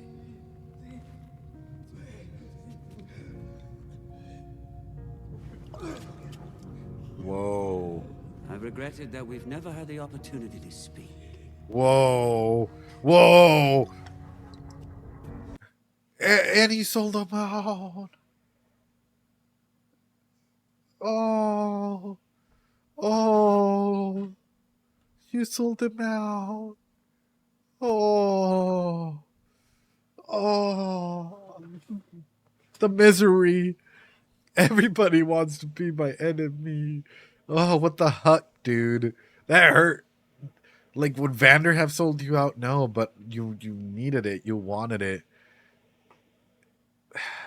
Yeah, addiction can make us do some horrible things. Addiction can make us do some horrible things at times, you know? Yeah. What have you done with my sister? I have freed her. Candidly, I thought you were the prize of your second-hand family. But Jinx... Oh, she is more than I ever imagined. Hey, yo.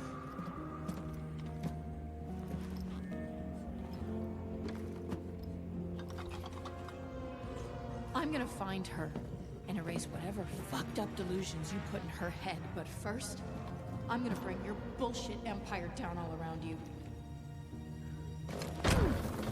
You don't know your limits, girl. It's what got Vander killed. I'm sweating. I think this is sweatier than a fucking League match. If you guys are telling me that League is toxic, like, just this conversation is so fucking sweaty, bro. Like, oh Lord, we about to cook. Like, I'm listening to this and I'm like, she's talking about breaking her delusions that's been inserted, but it's like, you have to break your delusions as well. By your sister, I think, spent more time with Silco than, or around half the time with Silco than she did with you, because you were locked up. Because the memory that you accidentally left imprinted in her was that, like, she was worthless, that she wasn't enough. And while there might be moments of joy and happiness, what happens when a person gets triggered? My biggest fear might be coming through this. You can't free your sister until you break her own chains, right? But let's be honest, is what happens in a situation like this? Let's say that your brother betrayed you, or sibling betrayed you, right? Or left you, or you thought, and Powder's memories are your memories, right? For a minute. How would you feel if you saw them back? Would you be okay? Or not? Or not? How would you feel? I would never forget. How would you feel if you saw your sibling back again and they're with an enforcer, with the people that killed your parents? Would you trust your sibling? Or not? Would you feel like now they have betrayed you beyond just that one incident into a fundamental level? Instead of, and especially hearing something like, I'm going to break the delusions that have been set on you. If she says anything like that, you are just cementing them down. I think in Vi's mind, taking down Silco is the same thing as saving Powder, but is it? Realistically saying, even if, because Powder or Jinx needs to make that choice for herself. No one else can make that choice for Jinx other than herself. Let's say that, like, if Vi took away Silco from Powder's life, she might hate her more. However, if Powder or Jinx were to be like, you know what, this is my battle, you stay out of it. Let's say that for whatever reason, she takes out all of Silco's goons, become her goons, right? For whatever reason. This is her decision now. She has the power to choose what she wants to do, or maybe what she's forced to do. My mind is swirling with this concept of identity. How do you define yourself in a world where everyone wants to define you? Where Vi in here wants to go ahead and define you as Powder, and Silco saying that he saved you and that you are Jinx, and so on and so forth. Whoa. Yeah. That she just doesn't know. She has missed so much, and she doesn't have any relevant information. Yeah, people, and that's sort of what I'm getting at, is like, here, I'll bring this up as a model in case you guys are wondering. People are deciding stuff for Jinx without her even being there. So, for example, these are perceptions of, like, taking and giving and whatnot, right? What is happening here? By the way, shadow sides are this, right? I need to rescue you is the shadow side of serving, right? Oh, acting on somebody else's will, gifting someone. It's like, will you? Yes, I will, so on and so forth. This is what a healthy relationship should look like. When we're looking at this, right, and this is the concept of, like, love languages through gift giving and even through manipulation tactics, so the good and the bad. When we're looking at this, what is it? I have to save you. I must save you. I must save Powder from you. She's not even here. She's not even here. What is this? It's an assumption of slavery, entitledness, privilege, so on and so forth. He's the one that's harming her. Mayar, taking something, right? Stealing, groping, assault, whatever. The other shadow side. Endurance, being a doormat, being a pushover, being a victim. They're on two different sides. They're on two completely different sides. Silco goes, everything is better, and then gets fixed. Because think about it, right? Silco tells him that, like, oh yeah, you know, Jinx is the victim here, right? Jinx is going through everything, but yet he's the one that has taken a lot from her. And at the same time, Vi, on the other hand, is trying to rescue her under the assumption that, like, this is... Where's Vi? Where is Vi in all of this? These people are fighting on the shadow sides of what they perceive as real. I don't want this. Without actually getting into it. Yeah.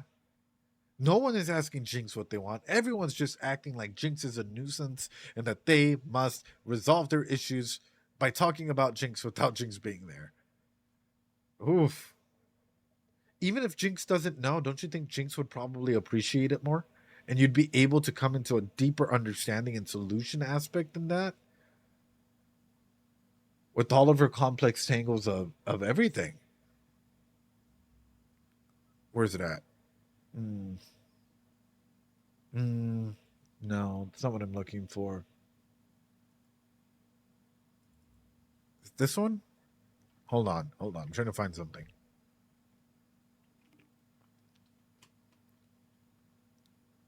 Here we go. Perfect. Okay, this is the polyvagal theory, otherwise known as the polyvagal chart, which tends to inform us there's a whole system of therapeutic interventions for aspects like this, right? Polyvagal theory essentially states about how the vagus nerve in our body interacts with everything around us, introduces the fight or flight symptoms, so on and so forth. Not polybagels. Vagal with the V, like the V. So through this, where is Jinx? Where is Jinx? In a majority of the times that we've seen her, is she in the freeze stage, in the dorsal vagal, hyperarousal, preparing for death, trapped, disassociating, numbness, depression, helplessness? Is she in sympathetic, the flight system? Panic, fear, rage, all of these primal emotions. Is she in the ventral stage where she's curious and compassionate and so on and so forth? Where is she? Polybagels means many bagels. She's in the dorsal stage. She's in the dorsal stage. And we're seeing all of these, right? So in case you guys don't know, what does this mean? Down here is safety. It's like if we're looking at Maslow's hierarchy of needs. When you're at fight, when you're over here in the sympathetic stage, I can do this. You know what? I can run away. I can punch them. I can do these, like, this is the core schema of I can't once we get into the freeze. I can't disappoint myself. I can't lose Silco. I can't do this. Where are they? Why didn't they take me? It all becomes into an aspect like this, right? And it's surprising. It is, yeah. Jinx is like a broken traffic light between red and yellow. Yeah. And this is someone with a lot of trauma that, like, this for them might be the normality at this point in time, and that's wow. That's some powerful stuff, guys. What drove your sister away? And it's why I'm here right now. Yeah, well... You talk too much.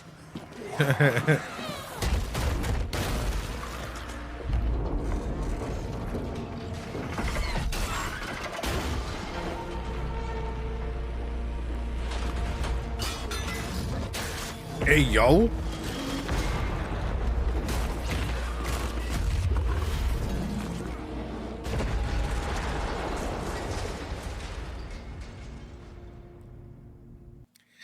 And today on the news, yes, that's right.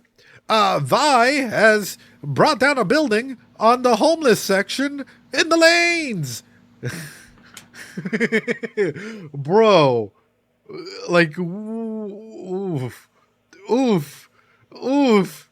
Very symbolism for the falling eye. Yeah, yeah. And this is it. Oh, it was just like I thought it was full of shimmer. Do I think Silco is dead? Probably not. But realistically speaking, through this is a big challenge for the all-seeing eye that we're seeing through this, right? This is homeless population decreased by 30%. Wow, bastard sucker. That one made me giggle a little. That was funny, man. But this is the aspect that I'm throwing out there is she is quite literally challenging the system that is in place here. The system of worship that every section has, right?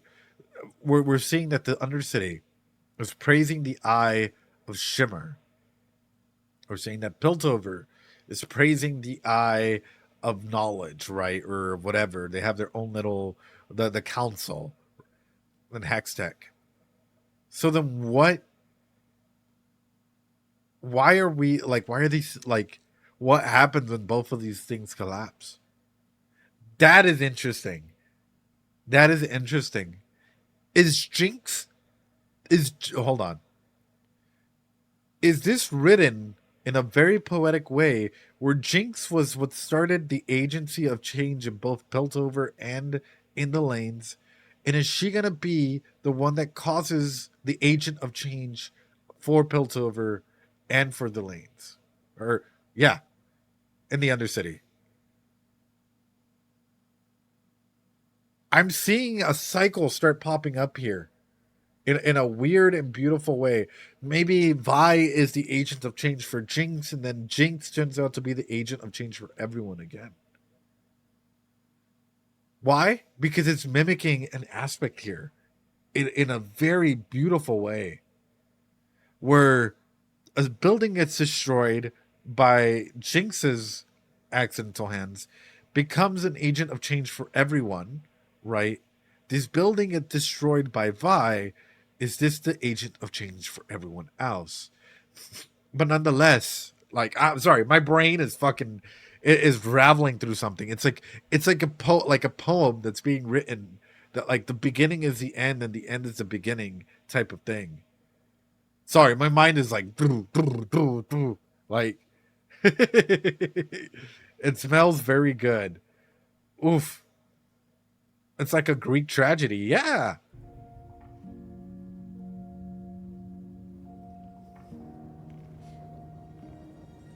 Oh, Senorita Jinx. Wherever you are, light it up, and I'll find you.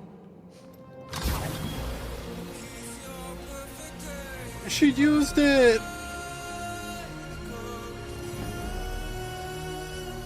Oh. Oh. I'm fucking no.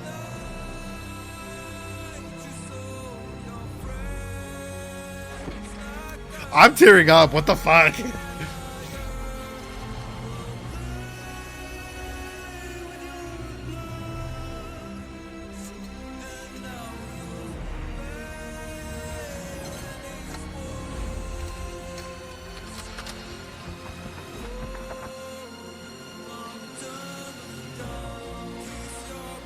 Oh, Silco's.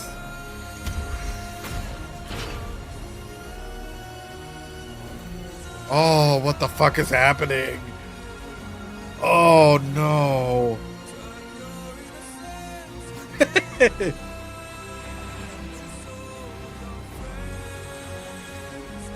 Oh, my God. She's reaching out to Vi. But is she prepared for what's to come? Oh, my God. She will find you.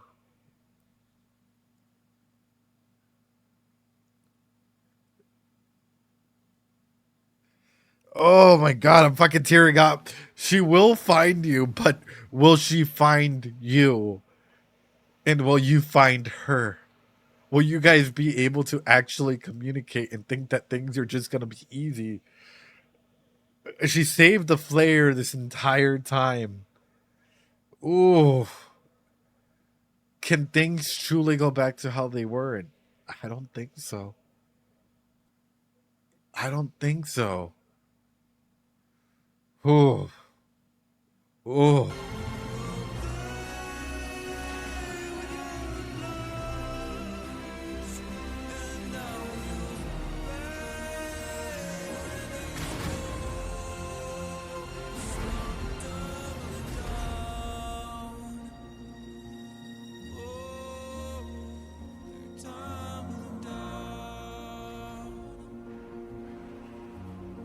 Wow. Wow. Let's back it up because it is. I thought this was beautiful. How,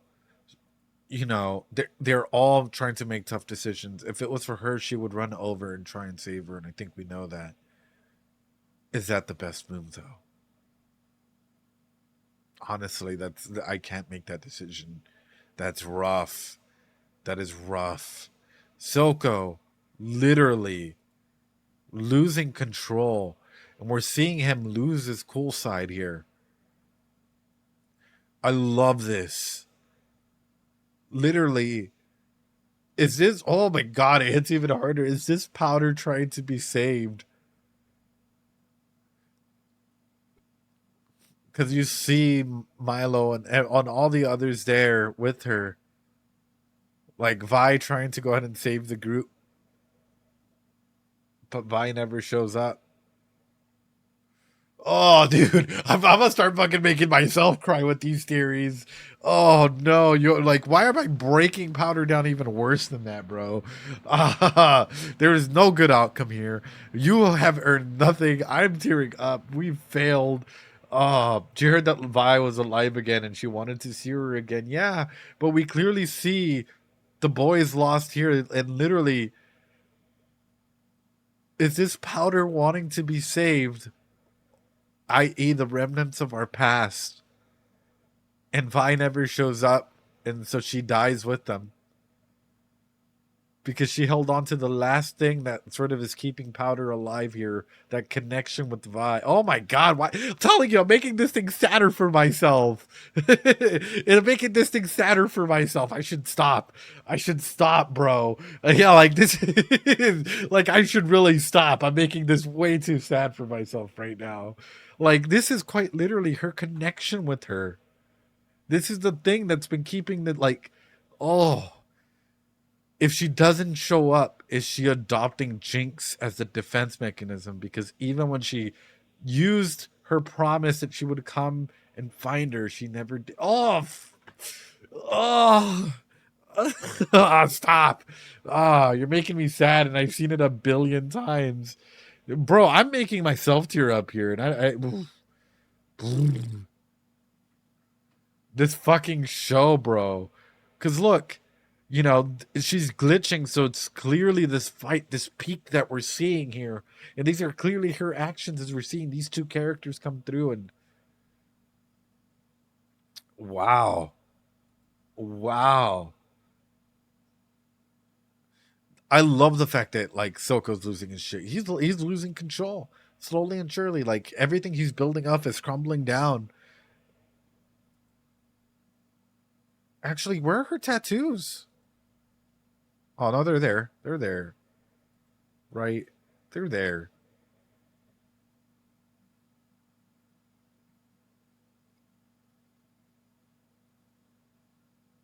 Yeah, they're there. They're there. She has her tats. We need to feel sad again.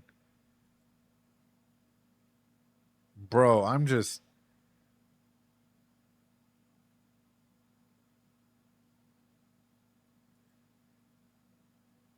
just thought about this in the saddest way possible again. My heart is breaking.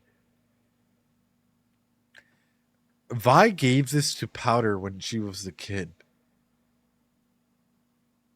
Vi gave this to Powder when she was a kid, to use it to save Powder's child self.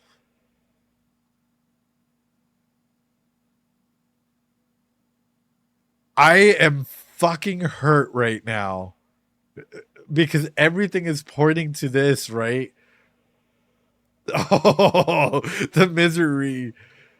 Powder is using, like, you know, is Vi gonna save Powder's child self? And I don't think so. And this hurts. I don't want to tear up again. I don't want to tear up again. No.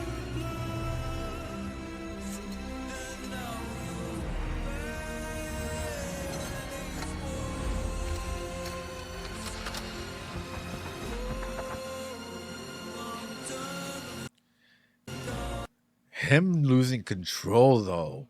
Him absolutely losing control. Why? Because this is not working.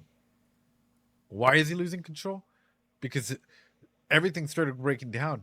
He usually has control over the aspects that he can use. He usually has control over so many aspects through here that he could use, showcase, so on and so forth, right? All of a sudden, what happens when your power and control doesn't affect someone? What happens when your power and control has no effect on a person because they don't care? Yeah, you might threaten them, but they're still going to fight back. They're not just giving in and giving you their power and control. They're not just immediately giving into everything you have to say. And in fact, now they've threatened your power and control. Loading those guns and bullets, like me loading my tears into... Oh, dude, this hurts.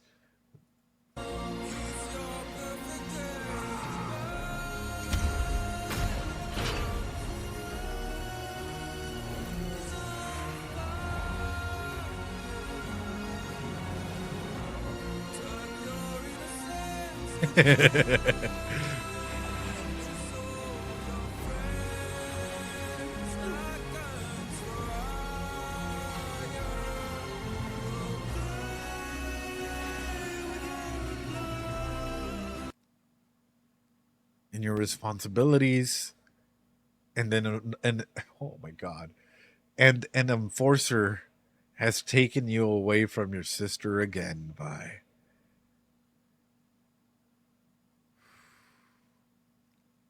parallels, man. The parallels, man. Although this time it's not to take you to jail, but the parallels, man. Oh, fuck me.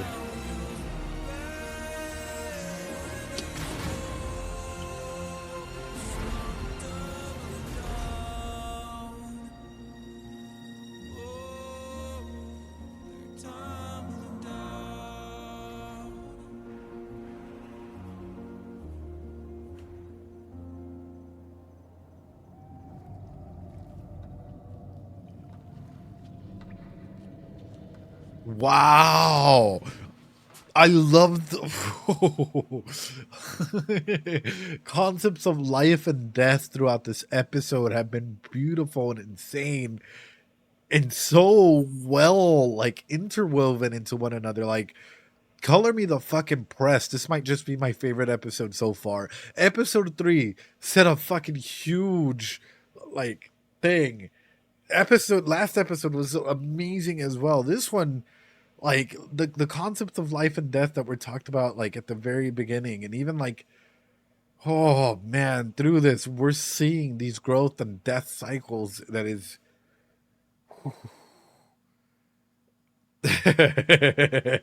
we're not even at the main course, bro. I've cried too many fucking times in this show and we're not even at the main course. What the fuck, dude? Man, this I can't keep saying this hurts, but this hurts. Like, literally, the opening, what a beautiful way of showcasing everything. And this is a fucking masterpiece, man. This is not this is a masterpiece and a half. Like,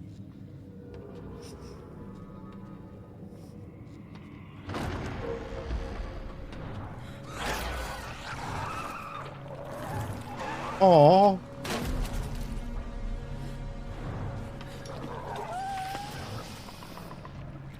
Rio will live. You did this? The mutation must survive.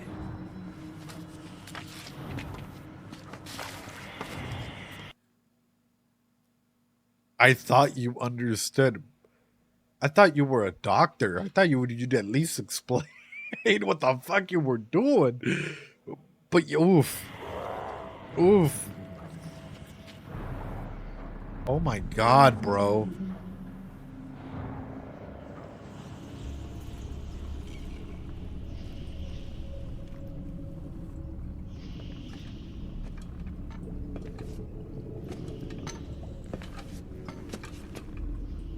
And you're still going down there? Wow.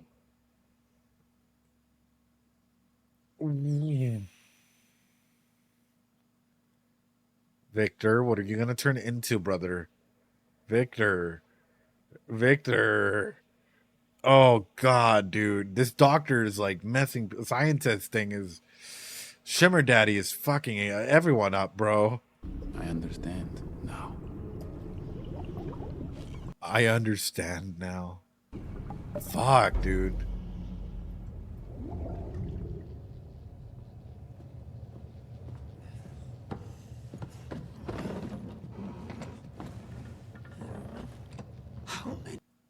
That is deep.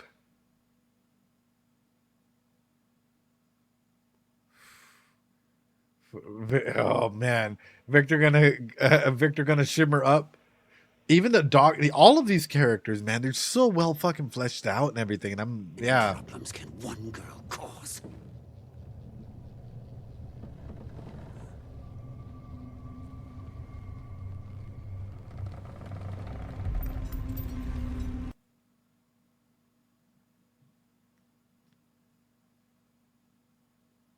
Jinx, you probably feel betrayed.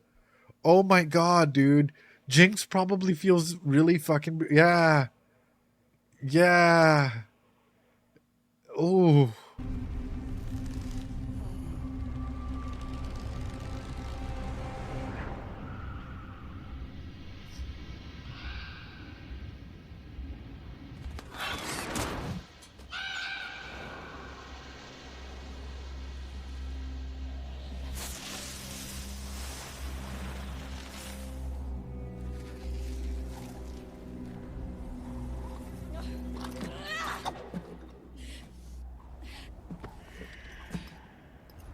Powder? But you got there when it ran out of smoke. No! No! She's already thrown it away. Oh no. She's already fucking thrown it away. Oh no. You take like 1,000 steps back, please. Like,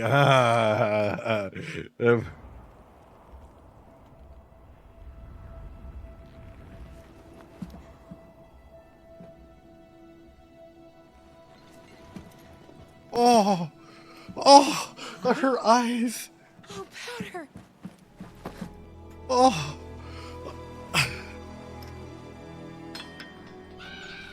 He's even willing to. Oh, I can't. I'm so sorry, Powder. I tried to come back. I promise I did, but I got arrested. Marcus. I don't know. It doesn't matter. I never thought I'd see you again. Oh.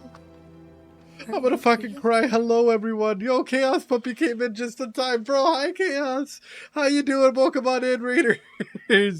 Oh, fuck. In case you guys don't know who I am, hi, my name is Ed. I'm a psychologist. I tend to analyze anime, video games, everything in between, and we are over 4 hours into analyzing Arcane Episode 6. You heard that right. 4 hours. Hi, welcome. Hi, puppy. How was your stream? I hope you had a fantastic stream, puppers. Yeah, this is hurting, man. I've been nothing but pain in this, and we're gonna back it up just a little bit. Bro, this is we're going back. We're going back. No worries. This is why was stream a pain? Now I'm kind of curious. What was going on? This is what I'm telling you guys, bro.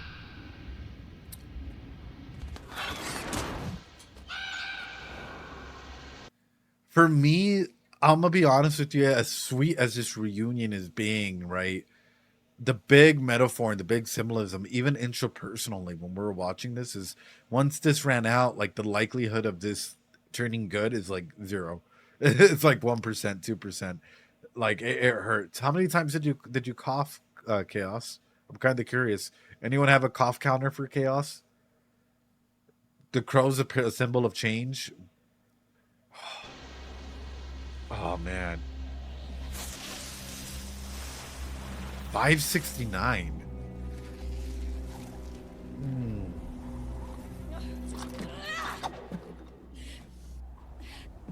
I can't, bro. I don't want to fucking tear up again. Why? Why? Why?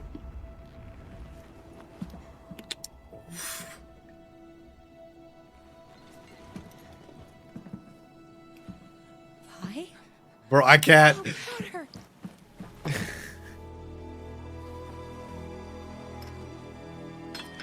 If Kate fucking shows up for any instance during this fucking reunion without Vi getting the chance to fucking explain something, I will chuck my fucking power raid.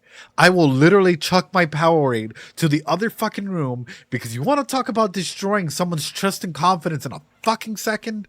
You introduced fucking Cupcake, or getting her ass back into this because all of a sudden you start linking. She literally just will, oh my god.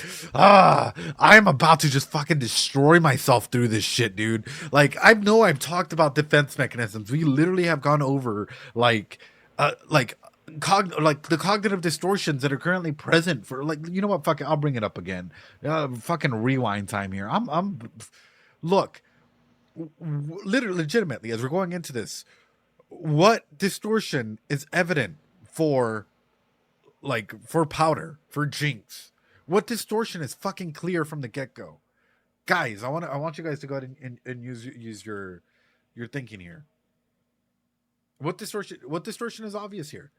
Right? I know we saw a little bit earlier where she says Marcus, right? And, alludes to that. Where's a couple? You can pick as many as you need. As many as you need. She jumps to conclusion. Absolutely. Right? She catastrophizes. Absolutely. That she does have negative mental filtering. Absolutely. What else?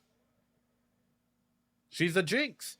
Her name in of itself, the blaming aspect, all of these things, polarized thinking, we can go on so forth. Like, there's a lot of different elements that we've seen Powder progress through all of these cognitive distortions throughout the show. So what the fuck do you think she's going to think when she sees, or if Kate comes up here and says anything, what do you think is going to be the immediate distortion in that? Automatic catastrophication. Oh, this is what it's like now. Oh, yeah. Thanks so much for the follow. Appreciate it, Nopey. Thanks so much. Appreciate it. You're wonderful. Even without the dead parents. Oh, God. Yeah. That Vi has betrayed her. That Vi has destroyed their level of trust that they're in together. And man, am I fucking pissed. Because guess what? We've seen it. We've seen what kind of attachment style a Powder has. We've seen the fact that she has an insecure attachment style. We've seen the fact that, like, her anxiety goes up. The fact that, like, it's an anxious avoidant attachment style. We've seen the differences in this, and through this, this is fucked, man. And I feel like we're over 4 hours into this, and I feel like every single time we hit a milestone, and we're hitting like an hour in this journey, it's just been like pain after pain after pain. Like, this show just causes, man. I think I've cried twice or 3 times in this episode, and that's not good, man. That's not good. If I'm already like this in episode 6, I think I'm gonna be a goner episode 9, since you guys are saying it's so good.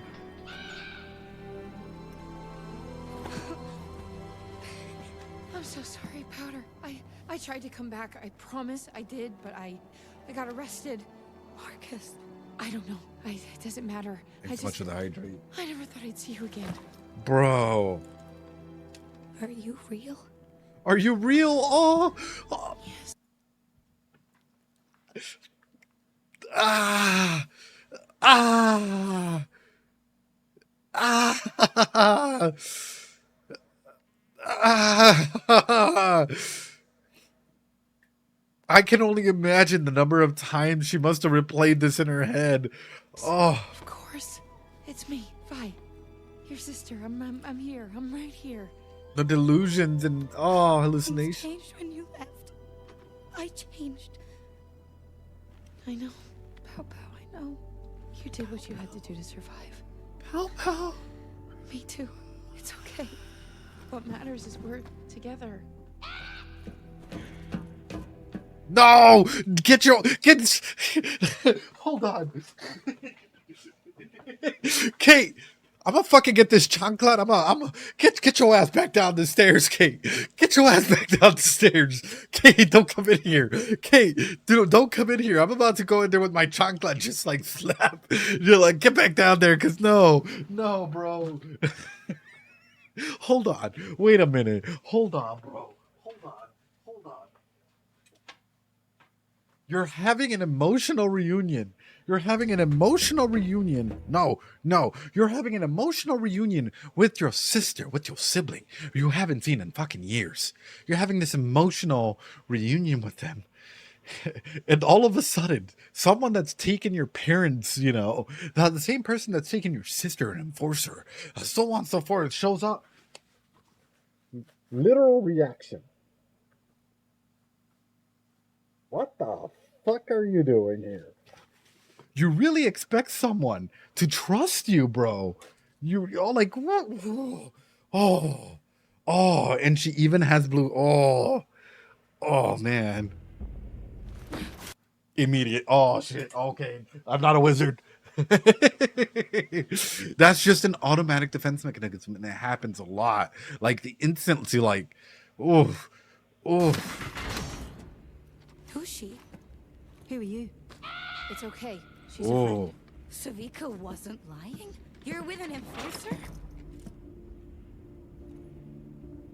Your sister is Jinx. Caitlin, just listen. We can work this out. Oh, This is a no. trick. You're playing me. Shut up! I'm in Oh. no mood. We didn't say anything. I wasn't talking to you. The disassociation and alter switches along with, oh my god, dude.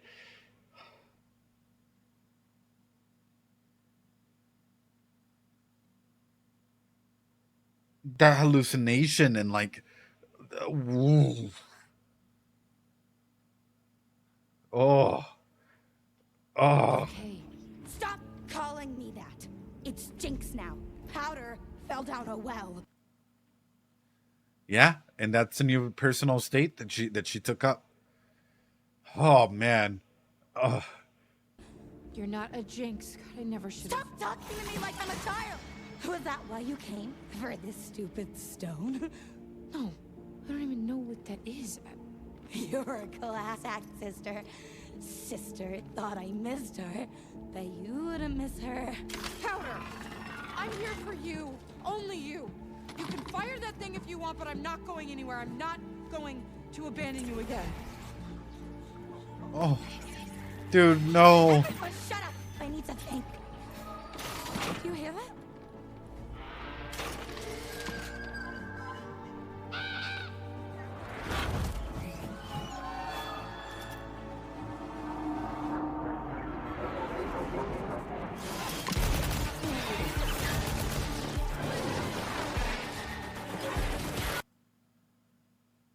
This is a hot take. This hurts. This hurts. A hot take.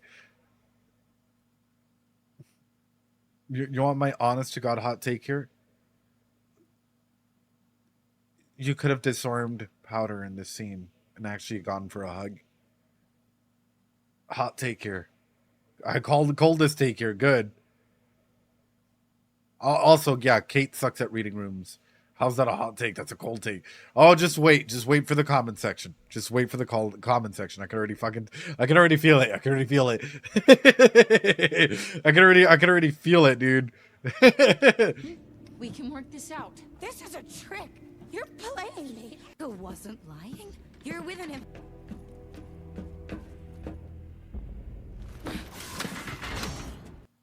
My thing is, even in a situation like this, you would expect the conversation to be told to Kate to wait until they're done before coming up because of the mistrust issues that come through with this. If you saw, she automatically created distance and her defense mechanism came out. This frantic state that we're seeing is the persona of Jinx, is the state of Jinx, is the individual known as Jinx. Cold takes Anna's trying to move there. I mean, might as well. Vi and Kate handled this really poorly. They did. They really did. Who's she? But look, the automatic distrust Who are is you? huge. It's okay. She's a friend. Savika wasn't lying? You're with an enforcer? Distance.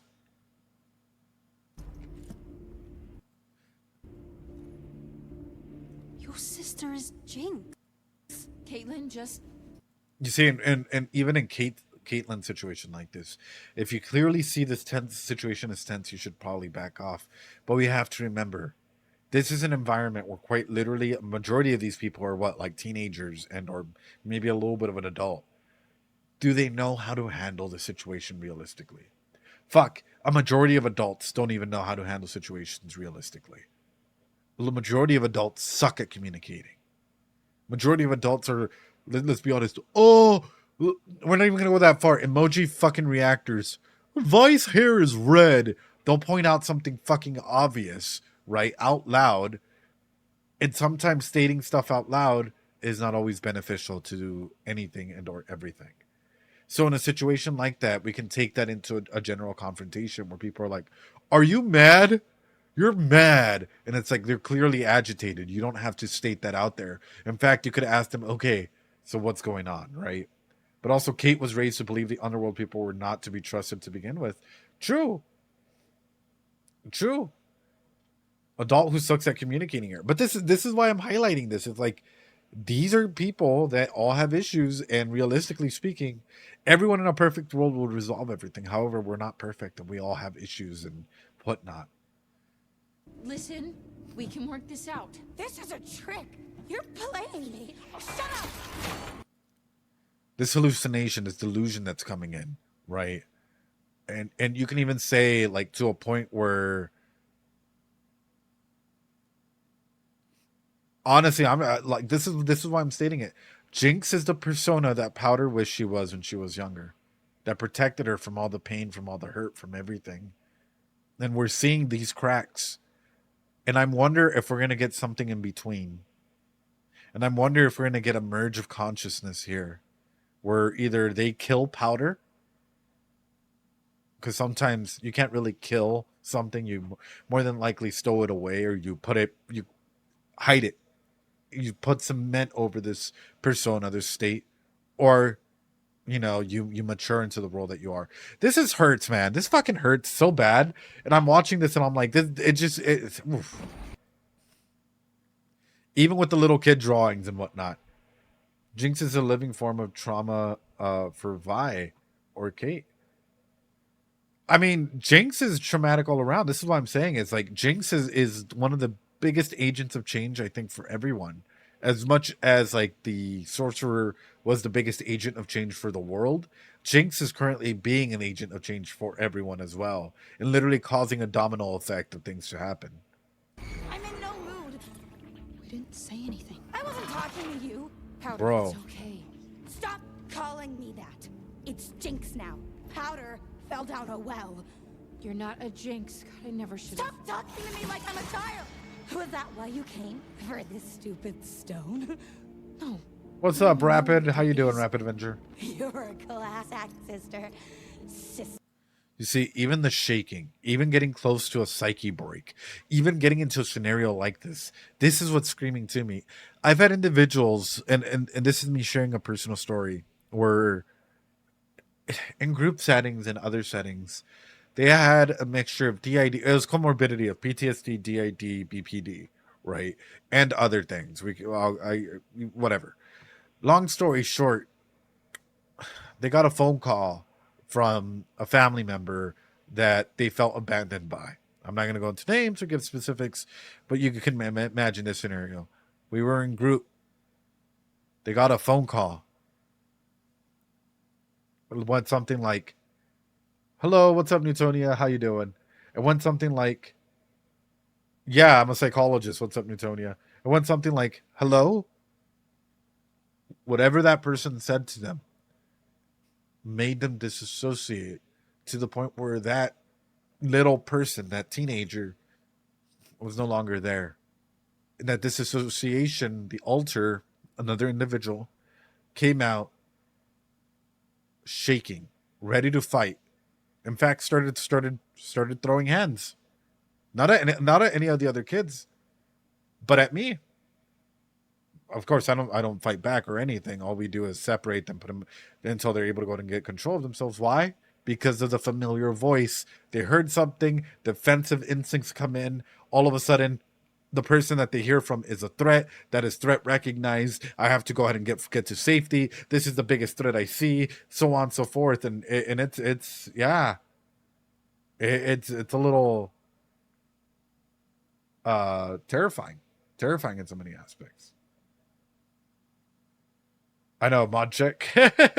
Nah, no worries, man. I can do this myself. My big aspect though is like going through all of this. Seeing her go through something similar. Seeing her, I don't know, literally hit aspects where you can tell that her anxiety is skyrocketing. You can tell that she's literally, I don't know how to put it, like afraid. You can see the differences in how she is as Powder and how even her mask that she's had on is breaking a little bit and everything. Oh man, it breaks my heart, and it reminds me a lot of the different scenarios that's been there. I like the first season, not a fan of the rest. Sister thought I missed her, but you wouldn't miss her. Powder! I'm here for you. Only you. You can fire that thing if you want, but Look, the straight address as to who she is, not the mask that she's trying to wear. I'm not going anywhere. I'm not going to The abandon touch. you again. Does she accept who she is? Or does she accept the other state? That's why I'm like... That is... You're a class act, sister. Sister thought I missed her, but you wouldn't miss her. Powder! I'm here for you. Sister thought I'd missed her, that you'd have missed her. Think about it. Think about these conversations that are happening. Think about those conversations that are happening. Yeah. Sister that thought I missed her, that you'd have missed her. Only you. You can fire that thing if you want, but I'm not going anywhere. I'm not going to abandon you again. Everyone shut up! I need to think. Yeah. Do you hear that?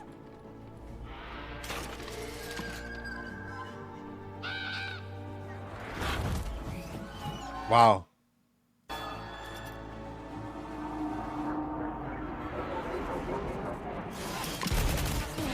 Wow. Wow. Wow. Wow. Wow. Vi tries so hard to hug people until they stop fighting her. And I love it. I mean, it's impactful. It is like an old man, as if she trying to disassociate. Right. That's what I'm saying. For me, seeing this, I can see the comorbidity present. And this is not me trying to give a diagnosis or anything like that.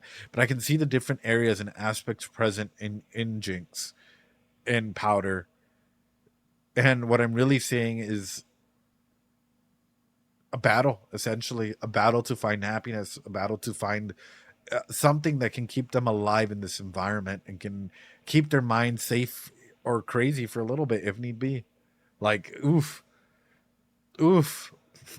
Chaos, if you're still in here, who was your favorite character?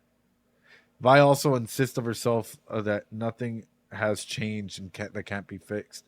Also because she blames for herself for breaking them. Now, I mean, at least she acknowledges that she shouldn't have said, like, I shouldn't have called you Jinx. Like, oh.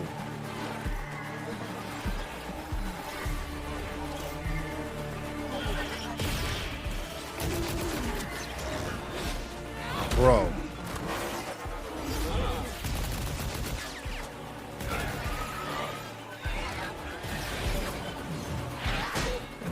Ooh.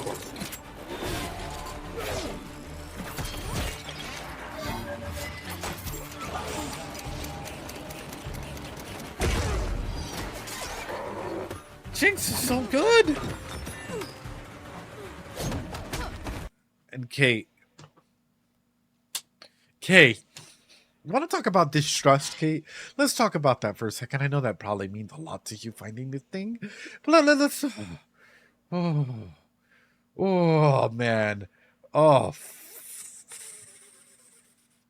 Oh, man. Oh, man. Oh, man. Oh, man. Oh, man. Holy shit, bro. Like, Kate, instead of, you know, trying to help out and gain trust, you immediately go for the thing that Jinx has the biggest distrust about. Yikes. Yikes. Kate's priority is to... We can find the fucking crystal afterwards. Silco's priority is... It's a bomb. Yeah, it's la bomba. Para bailar es una bomba. Cupcake really had to go enforcer mode here, right? Despite seeing the actual threats here, where she could have at least taken a step forward, not in completely gaining trust, because that doesn't really happen, but at least modifying it or stepping up to that environment.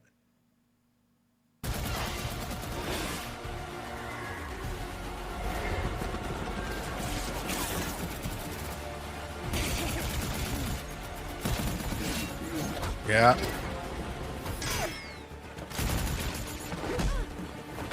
Ooh.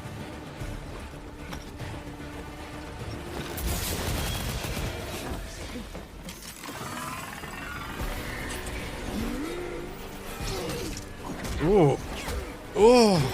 Her kicks are so good too.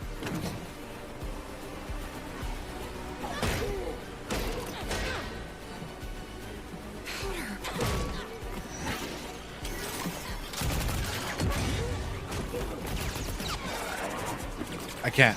I fucking...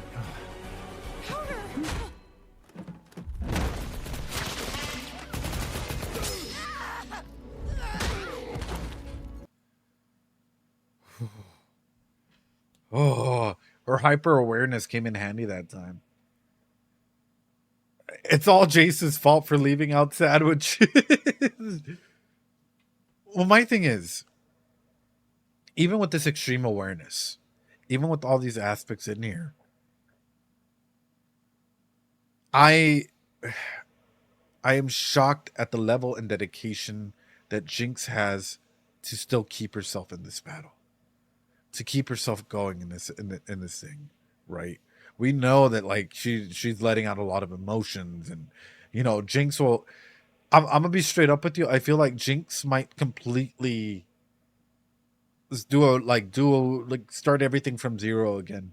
If like, I am scared of Jinx. I am scared of Jinx. I am scared that Jinx might literally, if left unchecked, if without a support system or anything, might completely destroy everything, because life's a fucking joke at this point.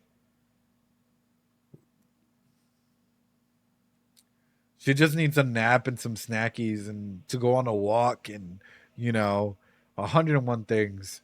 Jinx and Kate are not buddies with each other in League. Oh, they're not? Oof.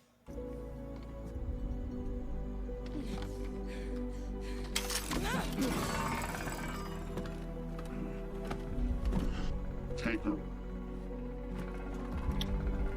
That priority, though.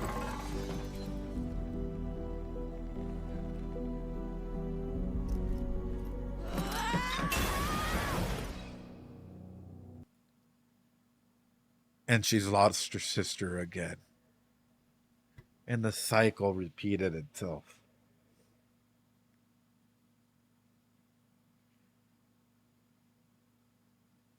Fuck.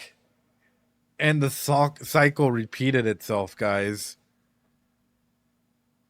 Big fight. Big event. Mistrust. Forcers, whatever, other power comes in and takes your sister away. Whew. Yeah, and she's lost. Yeah, this is what I'm saying, man. This is again, yeah, again. You want to talk about cementing down an idea? This is how you cement down ideas. This is why people grow up with like core schemas that are so cemented that they believe that they are that. For like a lot of people for a long time, even myself for a good period of time, thought I was worthless, right? Because no matter what I did, no matter how I tried, whatever, I always thought I wasn't good enough. I always thought I wasn't doing enough. I always thought I wasn't why. And like I would find patterns of belief structure to support that negative core schema, right? For example, I got a fucking 98 on a test. Someone got 100, and I would come home, and the first thing that solidified that was like, oh, parents or whatever, right? Being like, why didn't you get 100? Wow, you really think you're gonna make it like that? Not in a bad way, but just like small comments that could come off from the side, right? And you that start solidifying my schema. Oh, you're ugly. You're not. You're worthless. You're whatever. And it starts solidifying schemas. The more you hear it, the more events that come through, the stronger that solidification happens. And it took a lot of years. It took a lot of years of interpersonal work of identifying cycles of like cognitive distortions, negative filtering, so on and so forth, to be able to start walking through that. At times, does it pop its head? Oh yeah. At times it does. Even for myself, at times like I recognize most of the negative filtering that I do, right? Where I still, for some reason, think I don't do enough. I don't think I'm doing enough as a content creator, as 101 other aspects, and it peeks its ugly head from time to time, where I go silent, where I try and stay away because it's there, right? And it's something that's like a lifelong battle of trying to go ahead and minimize those core schemas that have been solidified either for survival reasons or whatever. For mine, looking back, I know that it's a survival reason, since again, the only one in my family to go for a higher education, to so on and so forth. And this was my parents unknowingly, like for them, it's loving way of trying to push me forward to try and go ahead and like become, the doctorate that I am becoming, and so on and so forth. This was their way of pushing this forward. This was their ideology and their method of trying to go ahead and say, hey, you know what? You can do better. You can always strive for better. But instead of using positive reinforcements, their comments came off as negative reinforcement and negatively reinforced the schema that was there. So it's yeah. So that's why I'm saying when I look at powder and I see everything that is present there, and I see the ways that like this is solidifying in of itself, I am scared. And I am like deeply fucking terrified of what this means. I'm on the verge of tears for powder and Jinx and whatnot, but I'm not. I'm controlling myself hard, because this might mean that she might make a rough decision, and she might literally choose to kill herself. Not in the aspect of like take her own life, but I mean like metaphorically kill powder. Metaphorically kill the aspect that she thinks is weak, even though that is the aspect that is keeping her sane or human or whatever. And how many people do that? And sadly, and I'm going to throw this out there, how many people work a job that they're not happy with, and they keep this cycle of life where they're killing their childhood self in a way. And we can go in and out.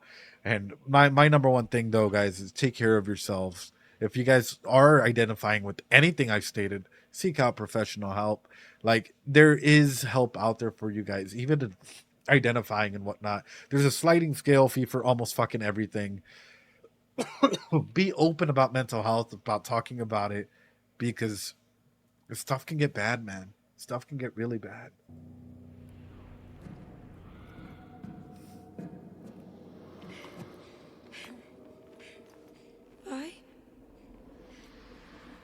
No! Yeah. No! Fuck! No! I thought there was more! Why does it do this to me? Why does it do this to me? Fuck. Fuck. Vacuum. Vacuum. Vacuum. Vacuum. Vacuum. Episode 7. Oh my god, I'm still not done though. Let's talk about this though. Let's talk about this. And also, what did this episode do to you guys? When you guys watched this episode, what did it do to you? How did you guys feel? Legitimately. What did this episode partake for you, or how did it take you in?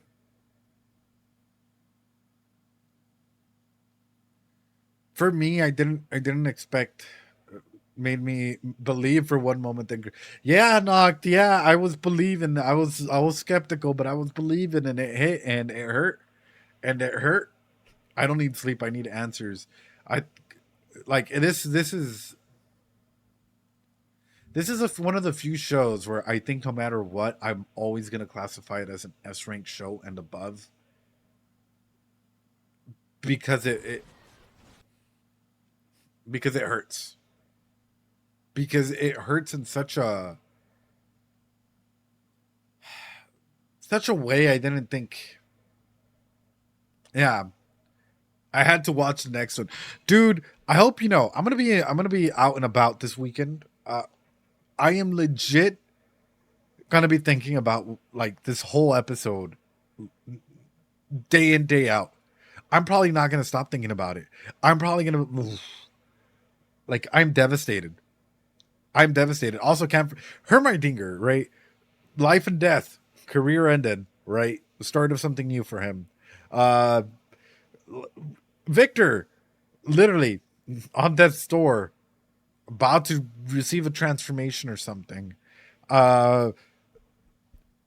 Everyone, literally, it's a life or death situation, and this episode was packed with it. The themes in these episodes are huge, which is why I will say, hey,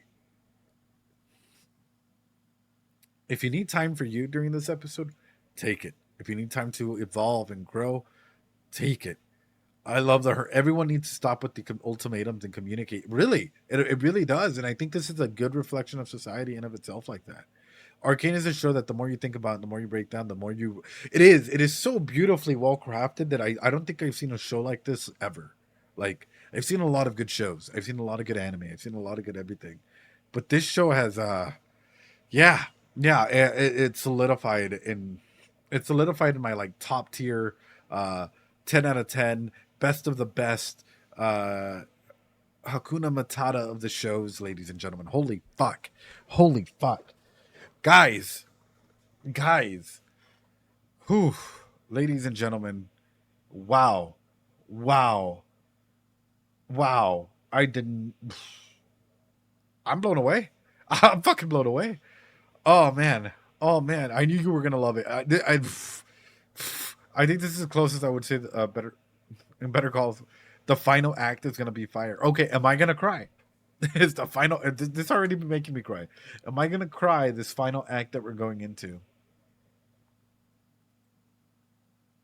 Yes, yes, guys. What the fuck? 1,000% you're gonna cry. Chaos. No, Chaos. What? Lots of side bugs. Might be tough not to. Your soul will leak empty. Every episode. Guys, this is like utter and total fucking destruction. Like, wow. So if that's anything to go by, I reckon. Okay, well, before we end, I recognize Jinx is a bad person. She's a terrorist, murderer, bad person. But there's hope that Powder might still be in there. I mean, at the end of the day, my thing is we all have our reasons. We all have our narratives. We all have the reasons as to why we do things, and sometimes it's for our own survival.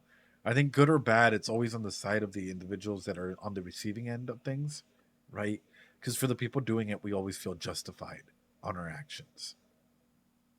I think this is beautiful, and I think the way that this show is evolving is telling a narrative I didn't expect. It's well worth the emotion. Chaos. If I end up crying, you better come and give me hugs, dude, because fuck. If they switched environments completely, Powder might have the found fulfillment otherwise, and they needed to be safe, damn it. I just can't say it enough. This show has completely blown me away. I am like surprised at the like genuinely surprised at the level of interaction and level of depth that this has taken us into. And wow, holy shit.